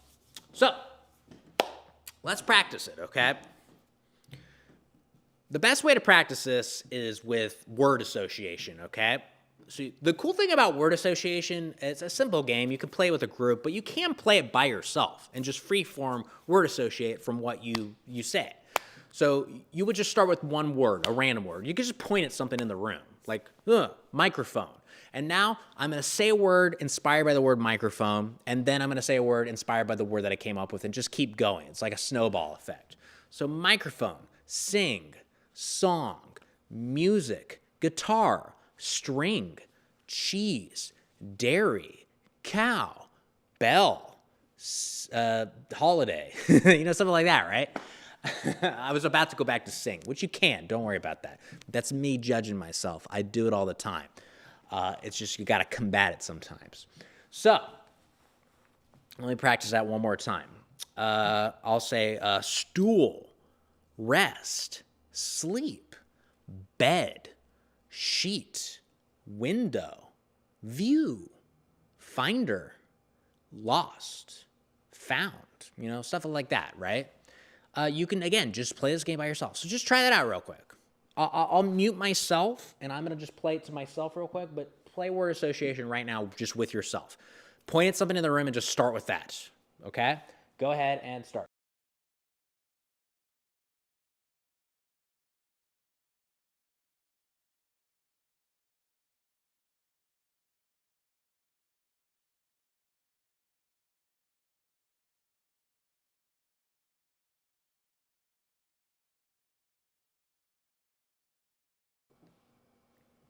Okay, cool. So here's how you practice set a payoff with it. And I'm actually going to show you a little visual here real quick. I got to actually hide this. Yeah, there it is. Okay. So this here is the setup payoff game that you can play. Again, you can play with yourself or you can also play with somebody, okay? So start with a random word. As I said, just like with word association, you just start with a word. It could be just something you point at in your room. In this case, I wrote sword. Step 2 is quickly think of an association word. Just pick a word, don't overthink it, keep it in your head, okay? So for example, sword would maybe think of sharp. Now, the word that rhymes with a direct association word comes before you say the word sharp, okay? Which is where step 3 comes in. Now think of a word that rhymes with your association word. Again, don't overthink it, just pick a word, even if it's gibberish. So in this case, I wrote harp. So sword starts, and then I would say harp, sharp. And then after that, I associate off of sharp in this case. So step 4, now say those two words. So harp, sharp. And then step 5 is repeat the process. So the word that you say second, in this case, sharp, is the association word. So now we continue on using my graph here. Sit, wit. Wit is an association off of sharp, and sit rhymes with wit. Then continue onward. Kind, mind. Flatter, matter. Finance, science, okay? It doesn't have to be a perfect rhyme. Finance and science aren't perfect, but they still do rhyme. You can also just use gibberish, okay? I'll continue on with this graph here real quick, okay? So science was my last word, so I might say pie, nigh, ghost, host, beater, leader. Just like that, right? And don't worry, you're going to struggle. You might hesitate a little bit. You might kind of stumble. I'm going to challenge you to try to keep your confidence as you're playing this game, because it's how you sell it. If you sell it like, beater, leader, then you're telling me and you're telling the audience you're wrong. But if you went beater, leader, or schmalloween, hollowing, the audience doesn't see the mistake in your face, in your tone. They see it as correct, okay? So I'm going to mute myself again, and I'm going to play it with you. So again, just point at something in the room. I'm going to practice one more time real quick, okay? If I were to point at light, I think of something associated with light. The first word is just the starting point, okay? So light. And now I think of the next thing. Schmolb, bulb. Notice I did gibberish right there. That's totally fine. Do, screw. Just like that, okay? School, tool. Blammer, hammer. Just like that. Don't worry about it being a word that makes sense, okay? That's what setup payoff does, okay? And I might say a sore, Thor, Schmithical, mythical. Again, gibberish right there. That totally works. Don't overthink it. Let's try it out, okay? Again, I'll mute myself. I'll play it with you. I'm going to just do it to myself. You focus on what you're doing. Point at something in your room, or just think of a random object that, again, is just the starting off point, okay? So, I might be computer. That's my first word. I'm not rhyming with it. That's the setup word. And then I do, computer. And then mean screen. That's how I start, and then I keep associating off the payoff word, okay? Try it out. I'll do it with you.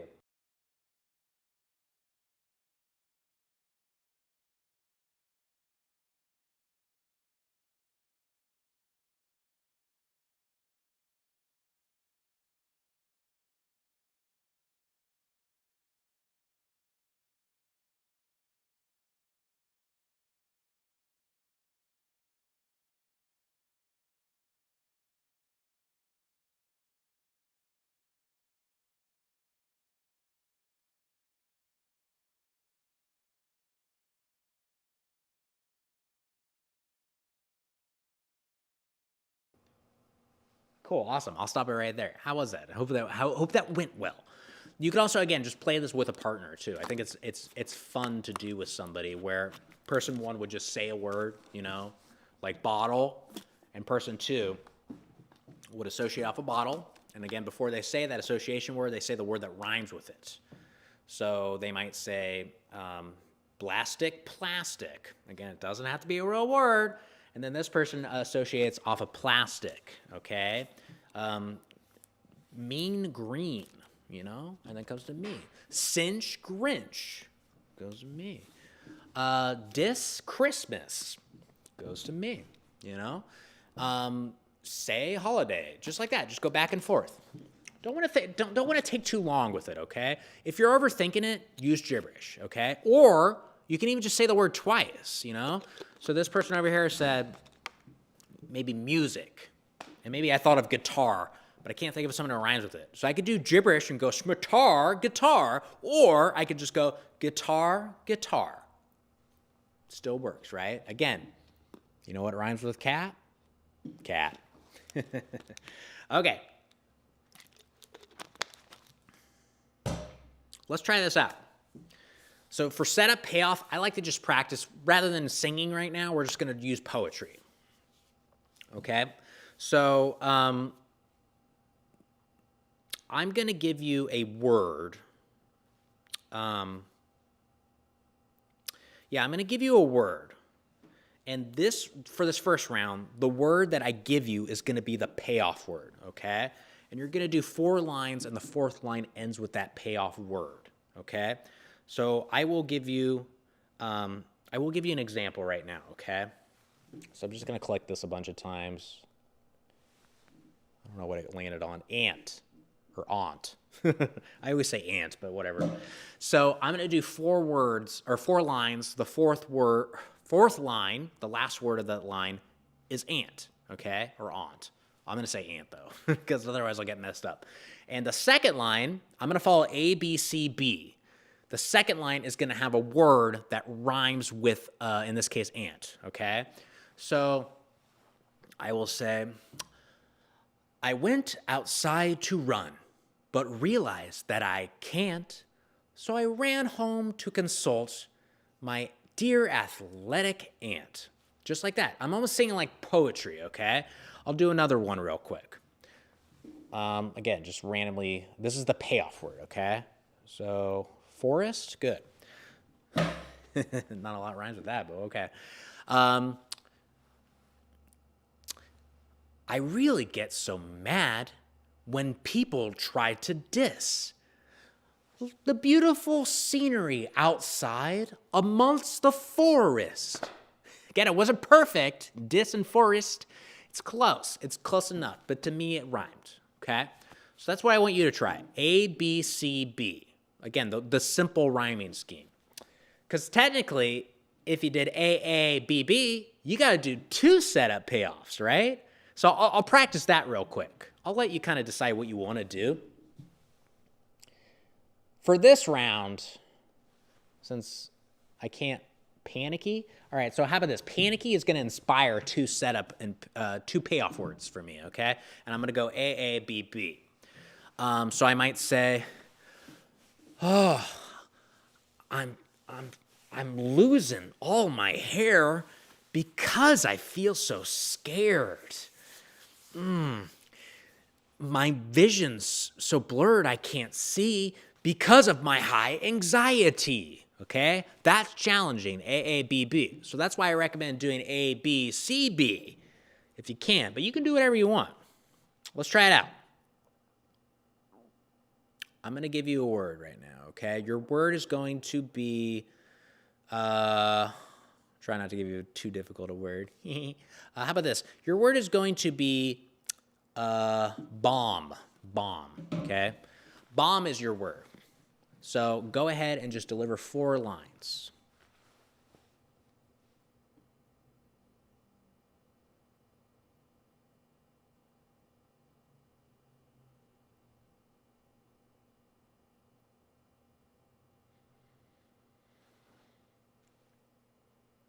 Good, I'll come in there. Hopefully you got through, okay? So don't overthink it too much, too. Like, you know, bomb is your finish line, so just start going, okay? I'm going to just go instantly right now, okay? I'm just going to look at it and just immediately jump in without overthinking it, okay? Yellowish. I am outside. I see the sun. It's like a meal. It's like a dish.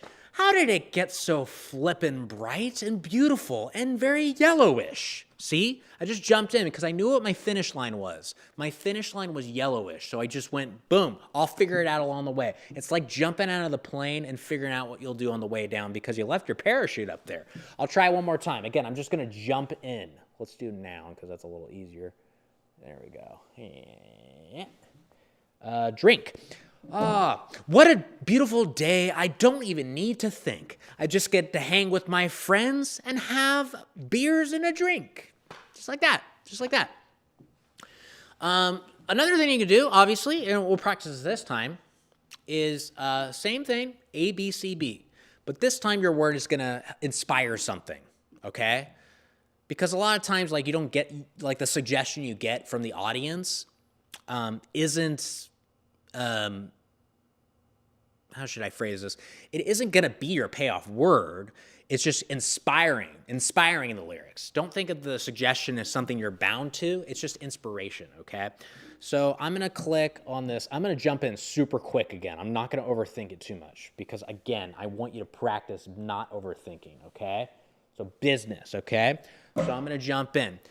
I can't wait for people to respect me, to say, yes, sir, because I'm the boss of my business. I am an entrepreneur. Just like that, okay? A, B, C, B.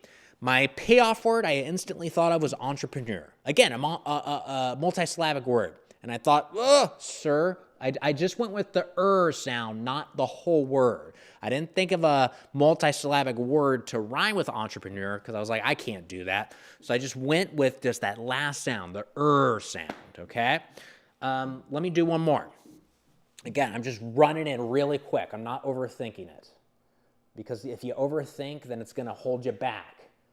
Collection, okay? Oh, wow, that's a beautiful picture. Was that one that you just took?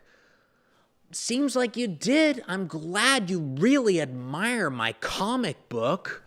Something like that, right? I just thought, okay, collection, maybe think a comic book. And I was like, okay, that's my payoff word. And then I thought, okay, took. And I just associated as just taking a picture. And just like, I kind of figured it out along the way. Not perfect, but I still did it. I still committed to it, okay? So the way we're going to practice this is with Hoedown. Okay, so this is a Who's Line game. Let me make sure I have it. So there's a Who's Line game called Hoedown. We've probably all seen it. I won't bring it up because I'll probably get copyright striked. But you can easily look up the instrumental version of Hoedown on YouTube. That's where I found it. So there's a few versions. Pick whatever you want. Now, the way Hoedown works is I'm going to go play it right now. There's 4 verses, and there's 4 performers. So this is the intro. I'm going to use one, counting. 1, 2, 3, 4, 5, 6, 7. 1, 2, 3, 4, 5. 1, 2, 3, 4, 5, 6, 7. 1, 2, 3, 4, 5.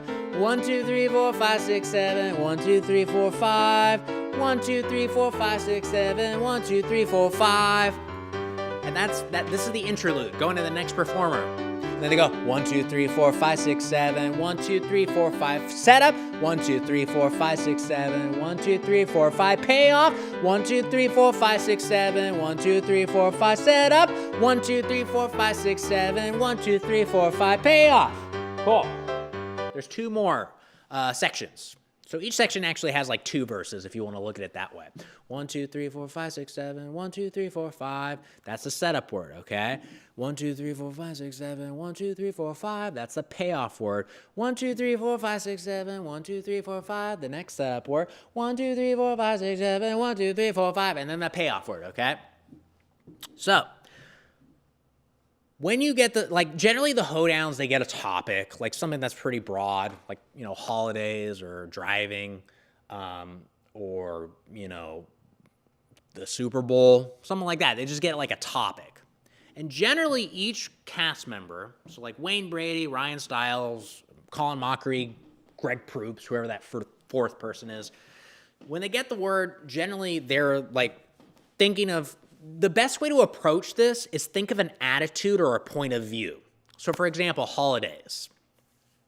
If I got holidays, you can have a different take on holidays.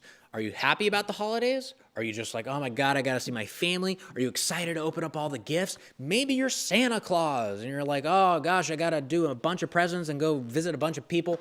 So that first picking the point of view and like the character that you're singing as will help inspire what some of the payoff words are, okay? So for example, if I did holiday and I thought of maybe someone who doesn't like, seeing their family. It was like, oh gosh, I got to see my family. So I'm like, I don't like the holidays, okay? So I quickly associate in my head, and I'm going to pick 2 payoff words. And here's the thing. You can technically just pick one payoff word, okay? If you only get one, that's fine. Make it the last verse that you sing. You're singing 2 verses, so that way you end with a pow, The cool thing about setup payoff is think about this like rap songs.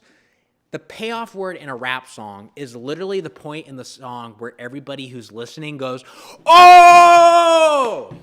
You get that moment because the payoff word is such a punch that sometimes the audience isn't expecting. And that's the power of it. It's like, whoa, where are they going with it? And then it just kind of like completes the thought in their head and just like completes the verse. Because it was just it was the anticipation. You were building up to this word. It's like everyone had a drum roll on their lap, building up to this word. So that's what the payoff word. That's the power of the payoff word. It elicits an oh moment or like aha, like a big release from the audience. Okay, and it's clever. It's tough, but it is impressive and clever when you're able to do it. So I'm gonna play Hoedown. Okay, I'm gonna try to do all 4. Okay? This is very hard for me, so I'm going to try. Ultimately, everybody would just do one. There would be 4 people singing. One person would do a verse, then so on and so forth, okay? But I'm going to try to do all 4. This is challenging to me, and I'm going to mess up 100%. But I'm going to try my hardest as a challenge for me to remain committed. I'm going to play like 4 different characters, okay?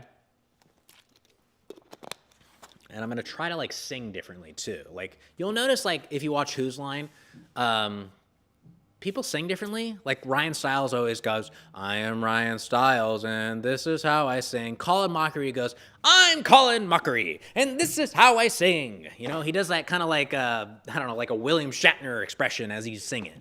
And Wayne Brady, like, he still kind of sings because this is Hoedown, so it doesn't require a lot of like, melody to it. It's very like da da da da da da da da da da da da.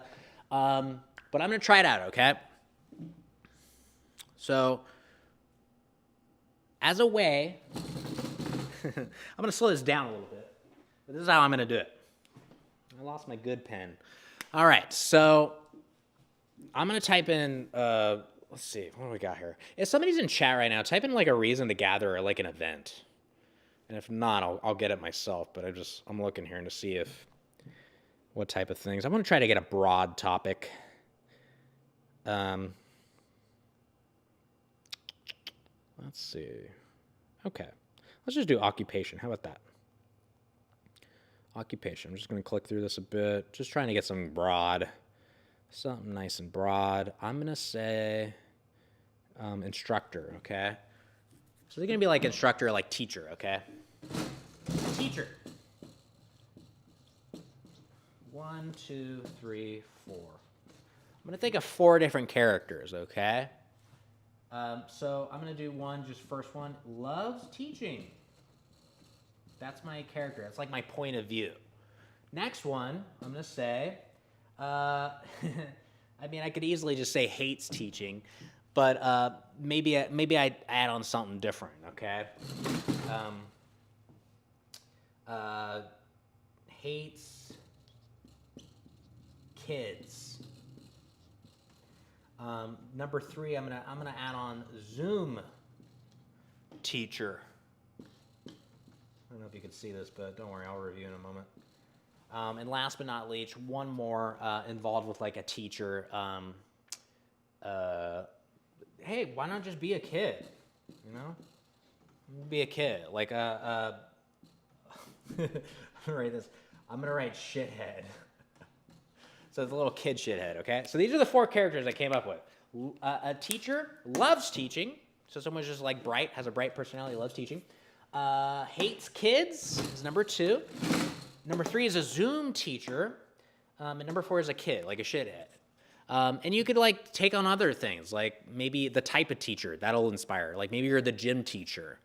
And when I associate gym teachers, sometimes like maybe a good setup payoff for like a gym teacher, for example, would be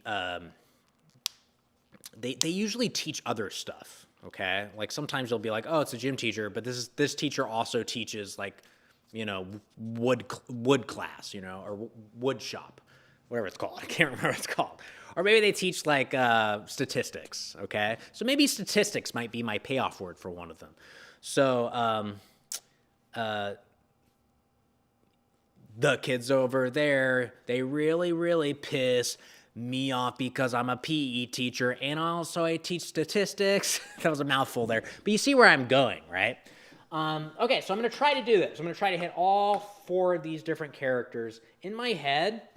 I'm going to go off the fly. I'm not going to do this perfect. I'll let you know what setup payoffs I found out, but I'm just going to kind of jump in right now.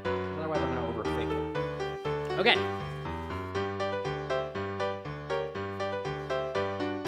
I love teaching, what can I say? Every single day I say, hey, you get an A. I never want to lose your attention. Also, I'm never gonna put you in detention, because I love you all so much. Oh my God, I can't think. With these little shitheads, I really need a drink. I want to say that I hate kids, and I gotta also say that I'm glad I did not have kids. Yeah, that's what I'm glad. Whoa, man, I can't believe what a hoot it is to teach on Zoom. I use the mute button to shut up these kids. They're quite a tease, and I gotta say I'm starting to not believe. I'm a little shit kid. I am a solely, and I like to be on the schoolyard and be a bully. Oh my goodness. I'm not your shin. I'm gonna make you sit on a whoopee cushion. On a whoopee cushion. Woo, baby, that's hard. That's hard. As you can see, probably my first one was the strongest, just because I did some setup payoff. Yeah, this game's kind of hard playing on your own. You get a little fatigued because your brain's kind of like moving really fast. In the game itself, you would just be playing like one of these roles, okay?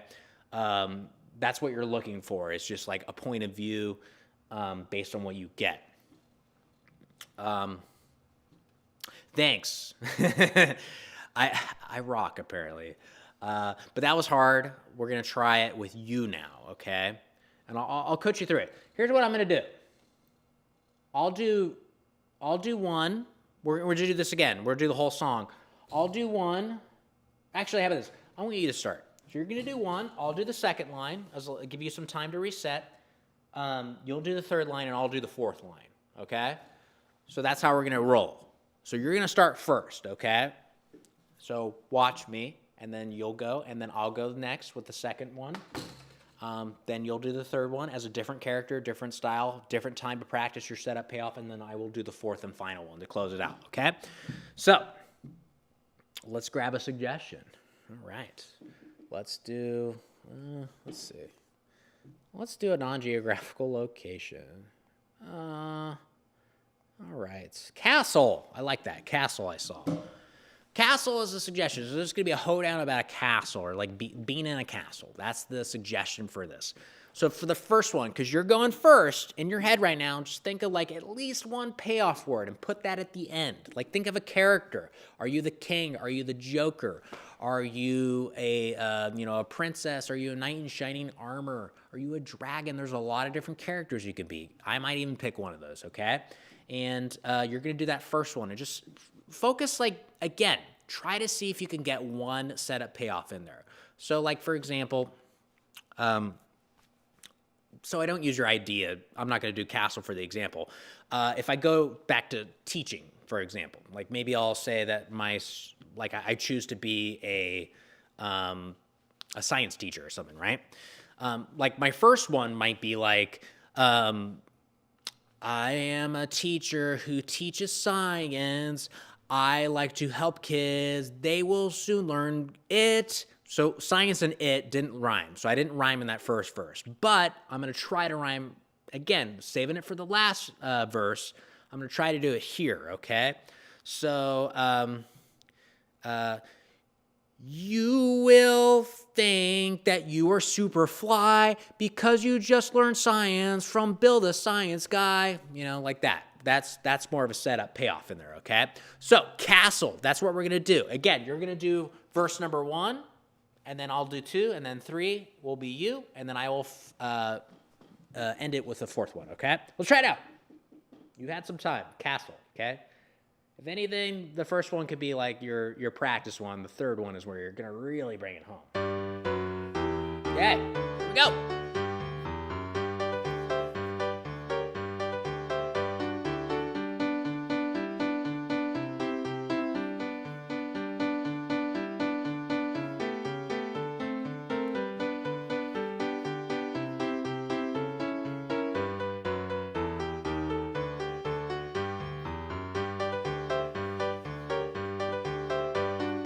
I am in the medieval ages and I'm a knight. I will get you if I get in a fight. I will turn your body into a pile of bones, and it will have a better conclusion than Game of Thrones.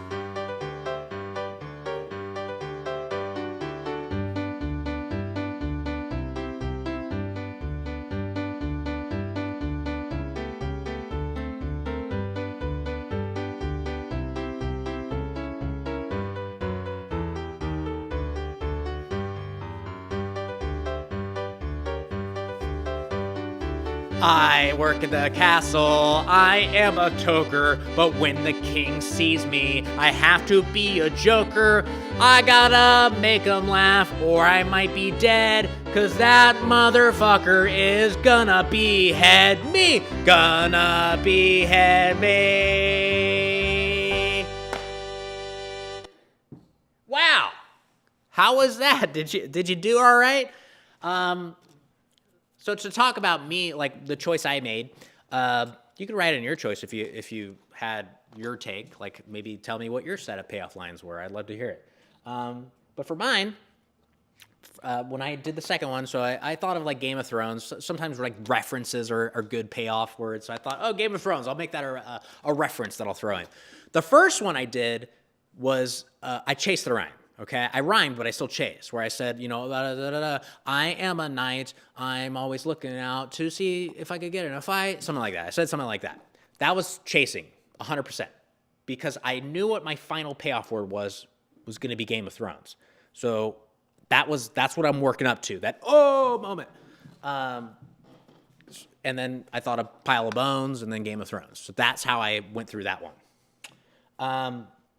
My last one was Joker, okay? So that was where I thought, okay, toker. I was like, okay, I'm going to be a toker, but then in the presence of the king, I'm now a joker. That was a setup payoff, okay? And then I thought my last one would just be behead, and then I thought of dead. So that final one I did use setup payoff both times. But that's how it went. So how did you do? This is a fun game to practice, okay? Just like rapping, Hoedown is a great music game to practice along the way, too. Awesome. I was the king. I love my castle. Great. That's your character. That's your point of view. You could think, are you a benevolent king that can help inspire? Like, think of the cool thing about Hoedown as a way to make it fun is creating a character that's maybe unconventional. Like, sometimes you think of, like, a king who's like, oh, they're a tyrant. They behead people. Maybe you're just like a nerdy king. Like, I am the king of my kingdom. Yes, I am a nerd. That can inspire some payoff words. Like maybe you inherited the kingdom from your father who died and you're not fit to be a king because you're like a little wimpy kid, something like that, right? That's an example. Now, before we get into a few other types of things, I have a few other things I want to go over with real quick. But what was I going to say? I started blanking a little bit because a lot of stuff's run through my head. Plus, I had to go to the bathroom, so I'm probably going to go to the bathroom real quick. It won't be a 5-minute break. I'm just going to go and then come back. But when to use setup payoff, that's what I want to talk about. When to use it. So setup payoff, when I first learned setup payoff, I thought I always had to use it, and I was always trying to use it. And then I learned, no, you don't need to always use it. In fact, you start undercutting it a little bit. So the best, like when I like to use setup payoff is in short form improv, okay? So if I'm doing Hoedown, it's way more effective to do setup payoff because you want to end your verse with an oh moment with setup payoff. That's a great way to do that. Or like, greatest hits, that game on Whose Line where like Ryan and Colin are like pitching a compilation disc about, this is a disc about plumbers. And then they set up a song and then they do a song about, put your pipe in it or something like that. That's their title of the song. And then they want to throw in some setup payoff words revolving around like plumbing, they'd be like, a lot of people, they don't cut me slack because I take breaks when I'm a plumber and they see my butt crack, something like that. That's a payoff word revolving around plumbing in some way.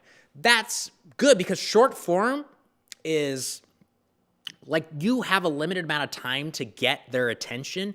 You don't have like if you're doing a long form improvised musical, if you're doing that, then setup payoff, you can use it, but like it kind of can undercut moments. Like being clever in an emotional love ballad is kind of undercutting like the emotions behind it.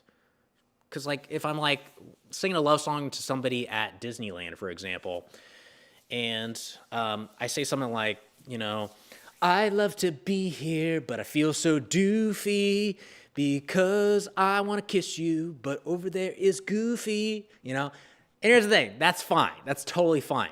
But if this is like a true emotional moment of just like, maybe these two are going to the Disneyland and one of them's about to propose to the other person, we're undercutting that emotion by trying to be clever with setup payoff, if that makes sense. You know what I mean, right?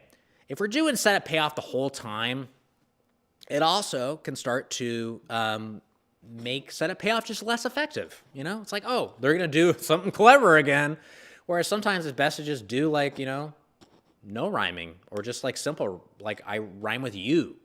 That's more effective, I think, sometimes. Hopefully that makes sense. Setup payoff is like one of those things. It's a tool. Don't feel like you always have to use it. If anything, it's cool to learn. And I say try to master it and then let it go. Sometimes be ready to let it go because I think sometimes in improv we got to just let stuff go. I'm gonna go use the restroom real quick. It'll just be like 1 minute and then I'll kind of start to focus on like one of the final things we're gonna do here today. Okay. All right.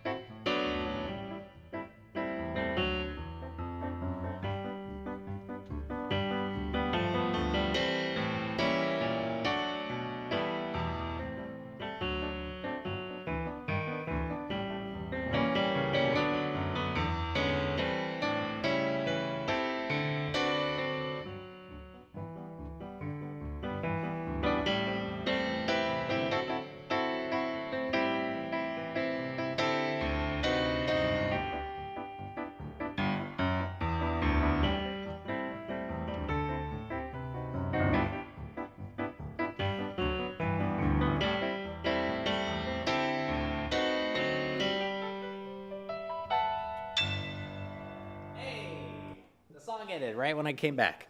Okay. Let's move on to another topic. Because again, variety is what we kind of strive for when we're singing our songs. We're just like, okay, if we do songs and they're all just chorus, verse, chorus, verse, chorus, it gets repetitive, right? And I think it's helpful to have different types of songs, where, okay, we have a bunch of different types of numbers where we're like, okay, this is the song where the I want number, where like, oh, someone's singing about their dreams, like Ariel, part of your world. That's the song where she's confessing like what she wants, to not just be down here under the sea. She wants to go above and explore new things, right? And, you get to other songs, like Kiss the Girl is kind of like a romantic song, where it's less about, Ariel singing. It's now just kind of like all the creatures are kind of like witnessing this moment and kind of like offering advice. Sounds different. And it also, like, the sound of the song's different, and, the methods they use. Under the Sea. Under the Sea is like a really rambunctious song, where that type of song, if it were put on stage, like improvised, might use setup payoffs, because it's kind of like a big number where it kind of becomes a spectacle. And I think setup payoff works well in spectacle stuff. But that's besides the point. What I mean is, we want our songs to just be different and sound different, and the structure can be different too. So this is what we're going to work on now.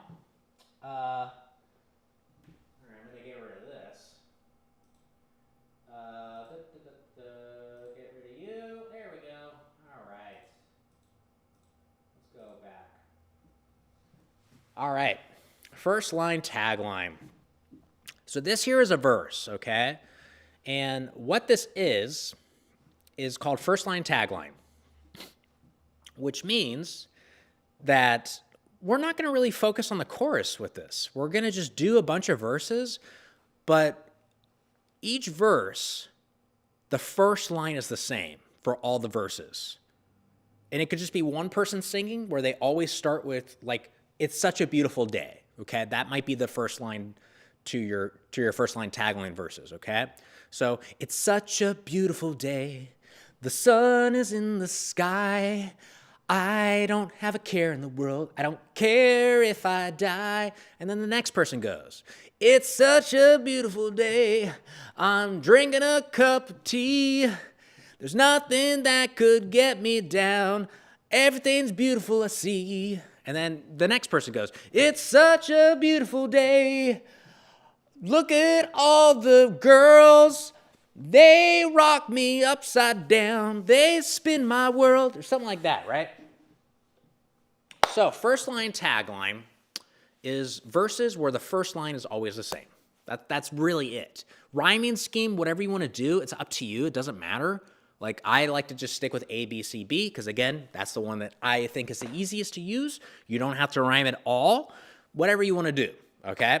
But I'm going to practice it right now. I kind of just did, but I'm going to do it again. And the cool thing about first line tagline is, right now we're just practicing with ourselves, just doing it, okay? But if you play it with like a group, this first line unifies everybody. It's the line that everybody is going to sing. It's such a beautiful day. It's such a beautiful day. What does the mayor think about the day? It's such a beautiful day. What does a school teacher down the street think? What does a little child down the street think? Everyone thinks it's such a beautiful day, but why is it beautiful to them? Okay? It's also cool because as this song is sung, everybody can join in on it's such a beautiful day, that first line tagline, and then let the other person get their 3 lines in solo. And then they come back, it's such a beautiful day, and then comes back to the singer. Because they get to play Dungeons and Dragons, all the kids are doing their own thing. Look at those boys in the wagon, It's such a beautiful day. Everyone comes in on that moment. And it's just like that big unifying moment. It's almost like a chorus within the verse. And the cool thing is, as this song progresses, we can end with it's such a beautiful day turned into a chorus. Everybody's got their own verse, and we go, it's such a beautiful day. It's such a beautiful day. It's such a beautiful day. It's such a beautiful day. Just like that. Okay. So I'm going to play, let's see what I got here. I got a different song. I'm going to try a different song now. Let's see. Let's see what we got here. All right. That's a simple song. Okay. So I'm going to do 4 verses here, okay? I might rhyme, I might not. That's not my focus. My focus is doing first line tagline, where my first line in each of those 4 verses is the same, okay? And it does help, just like with the chorus, to make it more open. You don't have to like say an I statement. It's such a beautiful day, you know? Technically, that does mean everybody is thinking the day is beautiful, but somebody could just say, it's such a beautiful day, is what all you dweebs say. Don't you know that the world's screwed? What else can I say? Something like that, right? So I'm gonna try this out. I'm gonna do 4 verses, and then I'll let you practice it. Okay. Oh my gosh, it's almost 2 already. I'm gonna start to kind of wrap this up because I'm going kind of long. I love teaching musical improv. So I hope you're enjoying it. I'm gonna do non-geographical location. Let's just click that a bunch of times. Oops, I'm not on it. There we go. What's that say? College dorm. There we go. That's my suggestion. Get a little intro. 1, 2, 3, 4. 1, 2, 3, 4. 1, 2, 3, 4. 1, 2, 3. Just showing you the intro a little bit. I'm gonna be. Oh wait, hold on. Try it one more time. I'll jump in a little quicker. I just said I don't want to say I. Okay, here we go.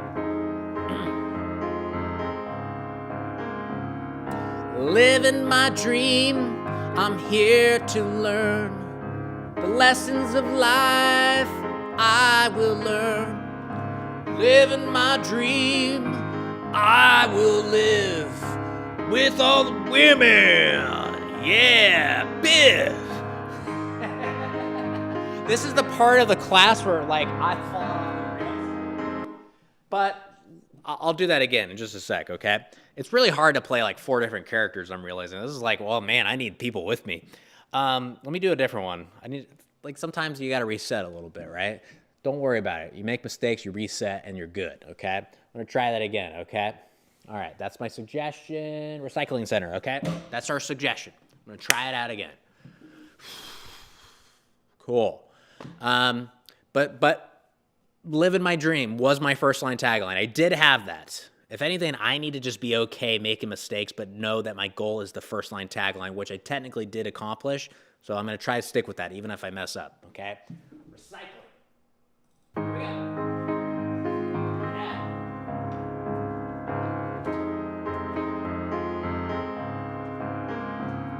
Save the world, be kind to nature.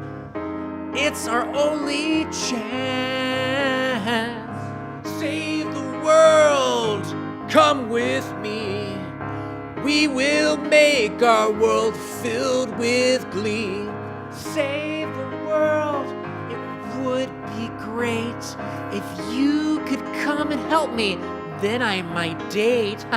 Save the world, it's our only chance.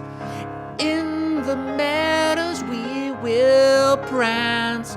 Save the world, save the world, save the world, save the world.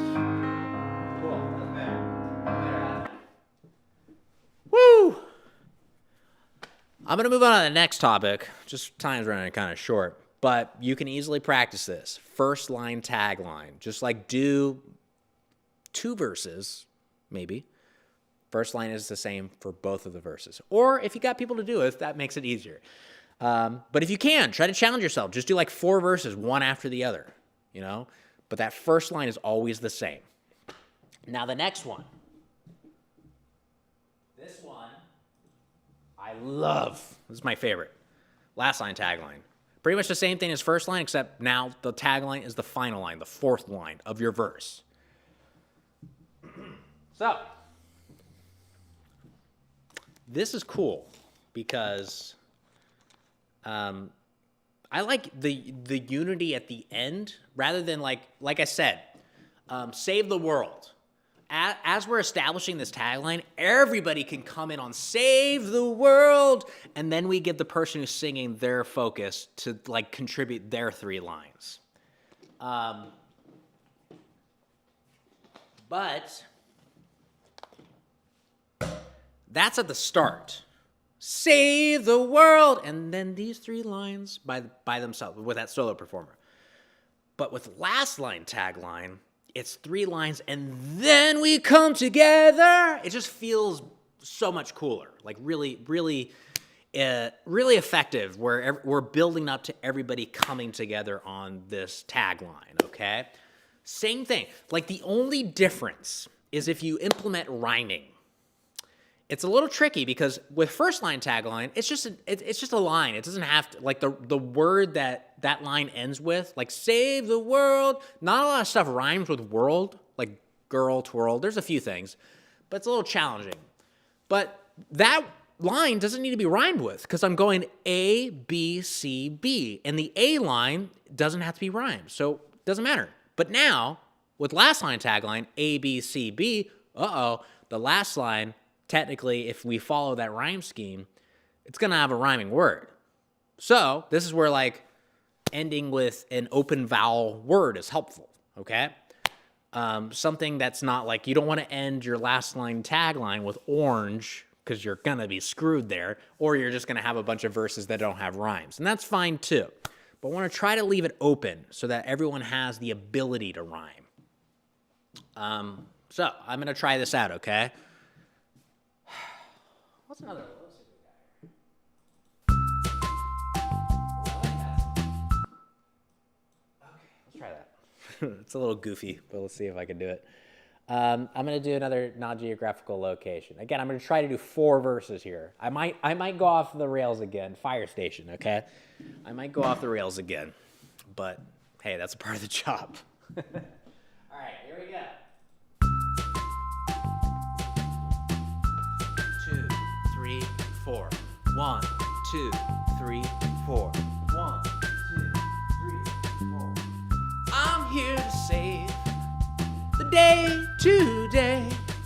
Oh wait, I'm gonna start again. I forgot what I was doing. Okay, let's try it again. Here we go.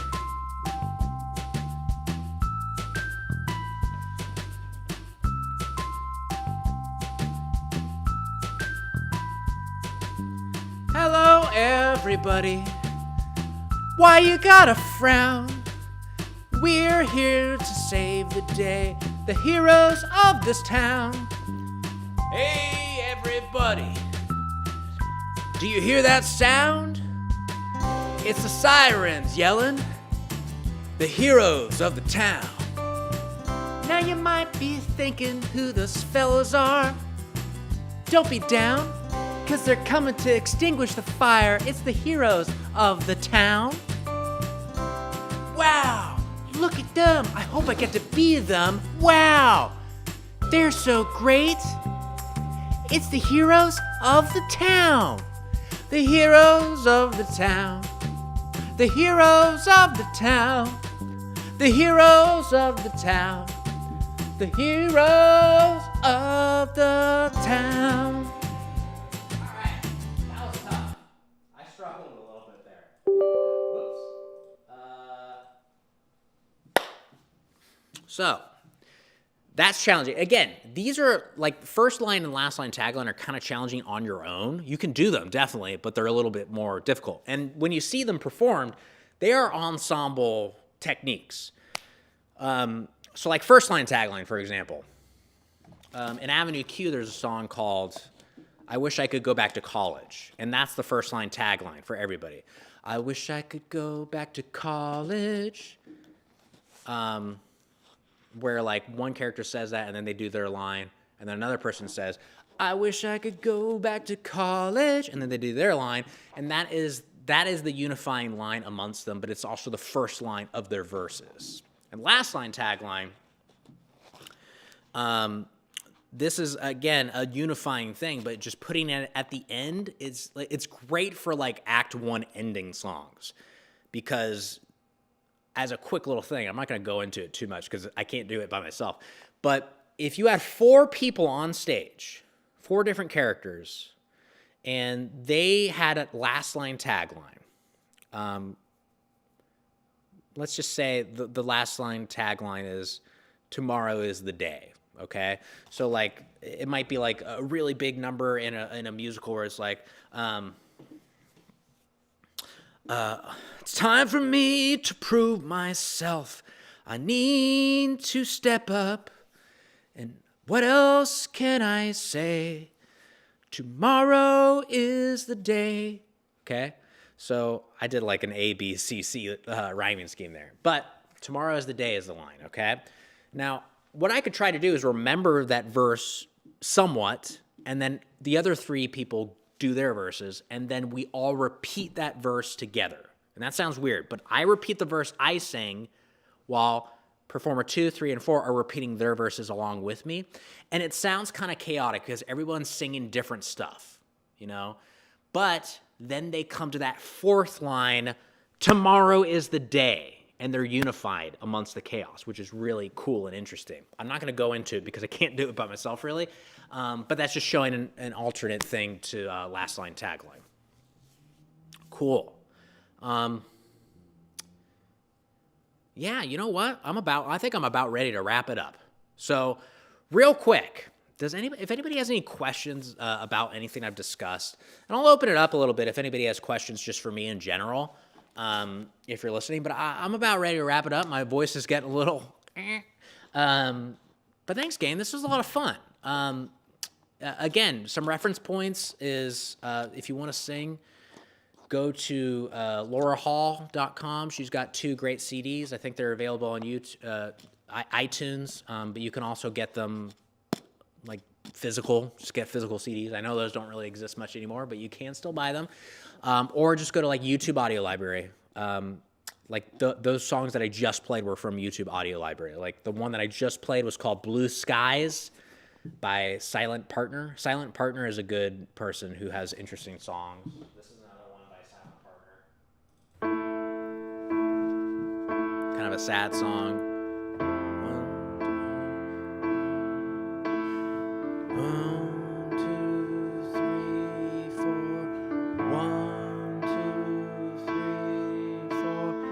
I am so sad.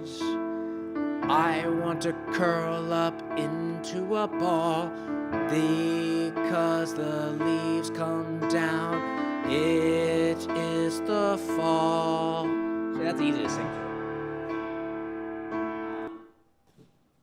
Yeah, look up those songs. Like Silent Partner is a good one. Like pretty simple, a lot of piano songs. I like singing the piano, but you can sing to anything. Like when I was first learning improv, musical improv, generally we sang to Bobby, my roommate, co-owner Bobby August. He just plays guitar, and he played a lot of the same songs, but still, it was our way to practice the skills. Because literally, you can play the same song 20 times plus. Like I used Dramatic Ballad, this song by Laura Hall. I use that a lot.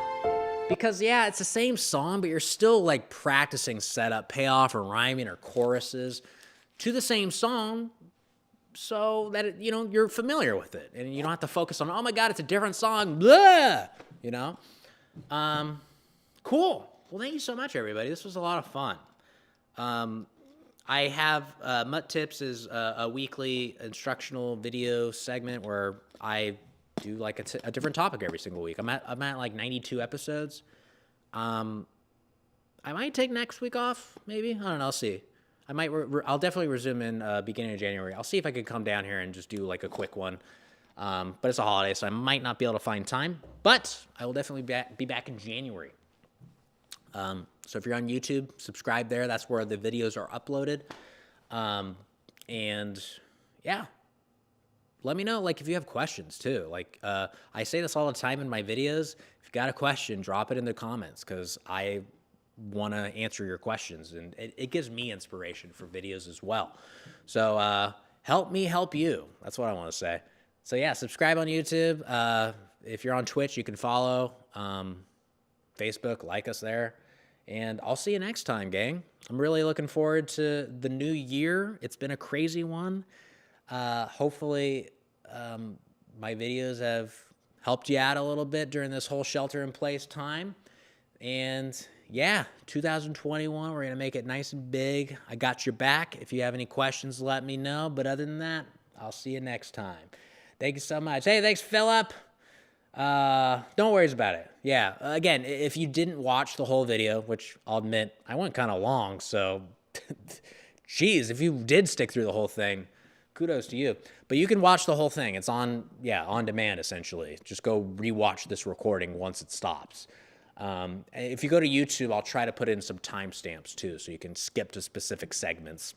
Awesome. Well, thanks, everybody. Really appreciate it. I'll see you next time for another episode of... Wait, hold on real quick. Do I have an end? I don't have an end. I'll see you next time for another episode of MUT Tips. Bye. Yeah. Thanks, everybody. I'll check you next time. Have a good one. Happy holidays.